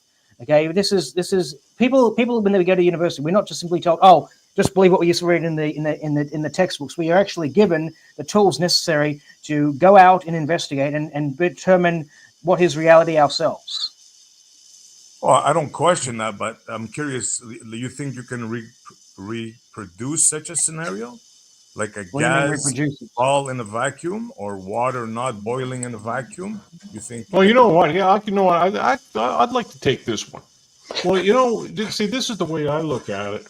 If you like, you know, a lot of the people on the other side of this argument, they will take a tennis ball, put water on it, spin it around, and then they'll ask the question, well, why is the water flying off of this tennis ball? But that tennis ball is not the size of the Earth, and it's not in the vacuum of space. In other words, that tennis ball is within the Earth's gravitational field. You know, it was a question If you want to do I a asked. proper experiment, Just hold on a second. how you would do that. Hold on a second. Hold on a second. And then I also asked this question in one of the videos I just did, and I think it was the one before this one. But I asked the question. I go, well, why is this guy? He takes these different balls, like he's playing the planets, like basically playing pool with planets, and he's throwing the ball inside, and he's going, well, this is the fabric of space, and this warped space, and then the ball falls down. But eventually it goes down into the middle, and it's gone. And then he throws more, and it goes around and around and around. Well, then I asked the question, I go, well, why aren't those balls, like in reality out there, well, if that's the real way things work, then why are those planets not falling into the sun that's in the center? You see, and the reason why is because that entire table the guy's using is in the Earth's gravitational field. If you took that same model and placed it out in space where they're away from the Earth's gravitational field, those marbles will spin around for the end of time until another force is applied to it. You see, so you kind of get it from that point of view? Oh, absolutely. I know the model. I know the I model would like very to well. But I'm asking you guys, as shrewd people, like you guys, I think are one of the smartest people, and I just can't see how you could, like, I'm just a especially garbage with man, the bro. vacuum work that you guys have done with the Hasselblad. Well, I just with the explained to zipper, you how a with vacuum. the suits. Yeah, go ahead. Dr. Raza is a Rastafari. He is now. He's a ganja farmer. Right. Well, I just explained to him how the atmosphere works next to a vacuum, and I've given you several examples that you can do. You can look at the planets, the gas giants, through a telescope, and you can happily see their atmospheres existing in space. You can look at it in the spectral data, and you can determine that yes, this is indeed made of hydrogen, helium, all these different gases. Okay, they're existing next to the vacuum of space. And the reason they're held there is because of the gravity of the planet. And now you just talk about pouring water over balls and saying, oh, why is it not sticking to the ball? I'll give you, here's a better way of doing the experiment. Build a real life Death Star, okay, and then drop, a space station the size of a moon, and then start dropping megatons of water on it, and then you'll see it sticking to the ball you want. That's a better way, that's a more accurate way of doing your experiment. To which I say good luck with that. Okay, if you want, in fact, if you want better example, okay, look at Jupiter, again, through the spectroscopy. As I said, you will determine that it is made of liquid hydrogen. The moon, it's made of liquid hydrogen, okay? Obviously, it's existing next to, it's not dripping off its solid rockety core. Okay, so obviously that's 30 seconds. It's held by the gravity. But we're about to wrap things up, but there's one famous quote that has withstood the test of time, and that is, girls go to Jupiter to get more stupider. Boys go to Mars to get more candy bars. I don't know if anyone remembers that. Dr. Raza probably remembers that. That's why he's laughing. Never heard of it. This is good, by the way, guys. Do it again. And you should consider Discord. You should consider Discord. Yeah. Well, what do you get if you go to Uranus? Thanks. Uranus. All right, thanks The to SC Montreal. pronunciation is Uranus. Appreciate you. Either way, it's tragically named. Uranus. Yeah. Uranus. Sounds like you're getting a golden shower. I see Uranus. I see Uranus. That was back in the day. It's getting late. We did 3 hours on the money right now. And Mark is, I know So if it's, let's see, let's do the math. 9, 10, 11, 12. It's 1 a.m. in the UK. So, It is. It is. And It's still dark as well. sheesh. Yeah. It's only And 10 a.m. here. You can see the sun shining through the blinds. Well, at least we know it's going to happen. Yeah. So let's wrap it up. And if everyone check out the descriptions on my channels, and if you're on the Apollo Detectives, you guys are already on the right place. And if you like my content, just look for What is Truth podcast by Wheezy. But check out the Apollo Detectives on YouTube. They also have a Rumble channel that we have tried to build up. I think they only have a little over 100 followers on Rumble. So let's give them more follows, because YouTube is not a guarantee. At any time, they could get kicked off of YouTube. And so by following them on these other platforms, it's kind of like a little insurance policy that we can give these folks. So make sure you follow the Rumble links. You can also find a lot of their work on Aulis, AULIS. Is that correct? Correct. Yeah, that's it. .com, and definitely check Nexus Magazine online, where Mr. Marcus Allen is the UK publisher of that exquisite piece. Gerald White also has a YouTube channel. Look for Gerald White. And he also has a couple of books. Where can people find your books, Gerald? Is that Amazon or? I got Ralph Renee. I keep Ralph Renee's books in print. This is Ralph Renee's NASA Moon America. That's available. Your on, stuff, though. Your stuff, Gerald. So we can wrap things up. Yeah, my stuff's not out yet, but I've got a new book coming up. You can get to my novel, Trojan Smirch. It's coming out on gerardwhite.com. You'll be able to get that there. It's also be available through Amazon and all the other platforms.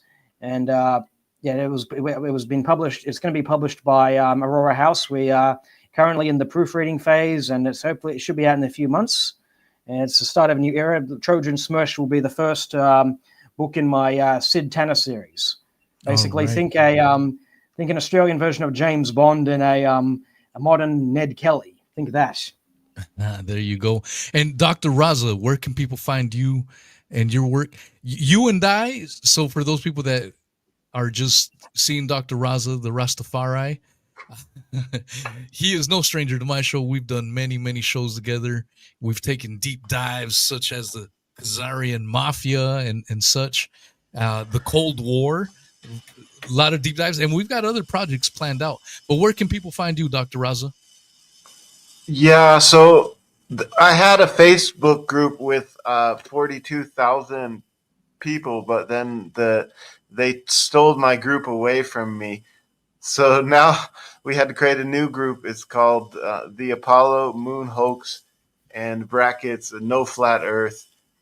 So I just wanted to mention one last thing here is we've had an interesting discussion recently about the flag moving on Apollo 14, and the flag blows off the screen, and then it blows back onto the screen, and it blows off the screen, and it blows back onto the screen.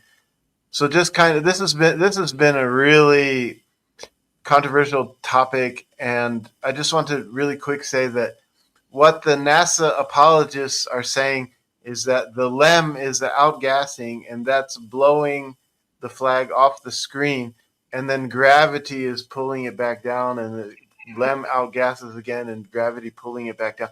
But this cannot explain for it, because you can see the flag actually move in spurts as if the wind is blowing it. So this is looking like a really strong smoking gun here. So if you're looking for proof that the Apollo missions were hoax, then right now we're looking at this flag movement of Apollo 14 as being a really strong evidence right now. Awesome. All right. Let's see. Jared, I got your message. Yes, I noticed somebody was trying to keep him. Yeah, that was Jason. Jason, he called in. I know him. Okay. So I'll try to do, I'll try to get a hold of him and forward him your email so you guys can get in touch. And I'll just mention it right here. If anybody wants to reach me by email, my email is jaredw@gmail.com. It's basically my first name and then the first initial of my surname and then @gmail.com. So you'll be able to contact me there. I always check my emails. I tend to receive quite a lot, and it takes me a while to respond to all of them, but I endeavor to ensure I can answer everybody sooner or later. Awesome. Mr. Marcus, any last words that you'd like to leave us with? I'd just like to have somebody prove us wrong. Absolutely. I keep asking for that. Prove me wrong. Come on. Yeah, but nobody has managed to do it yet. I'm very disappointed. And the longer I go on not being proved wrong, I must be right when I say that no human has flown to, walked across, and returned from the moon. Prove me wrong. Yeah. Well, 30 years I've been asking that question. God, is it that long? And nobody's done it yet. Thanks, Missy. I will. So we've got so much evidence that is in favour of the moon hoax, that the whole thing was hoaxed, but very little evidence to prove it's correct, that humans have landed on the moon.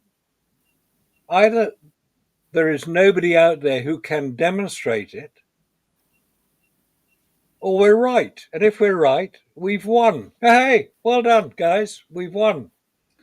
We've persuaded the world that humans haven't landed on the moon yet. Maybe they will one day, probably in the next century, when they work out anti-gravity.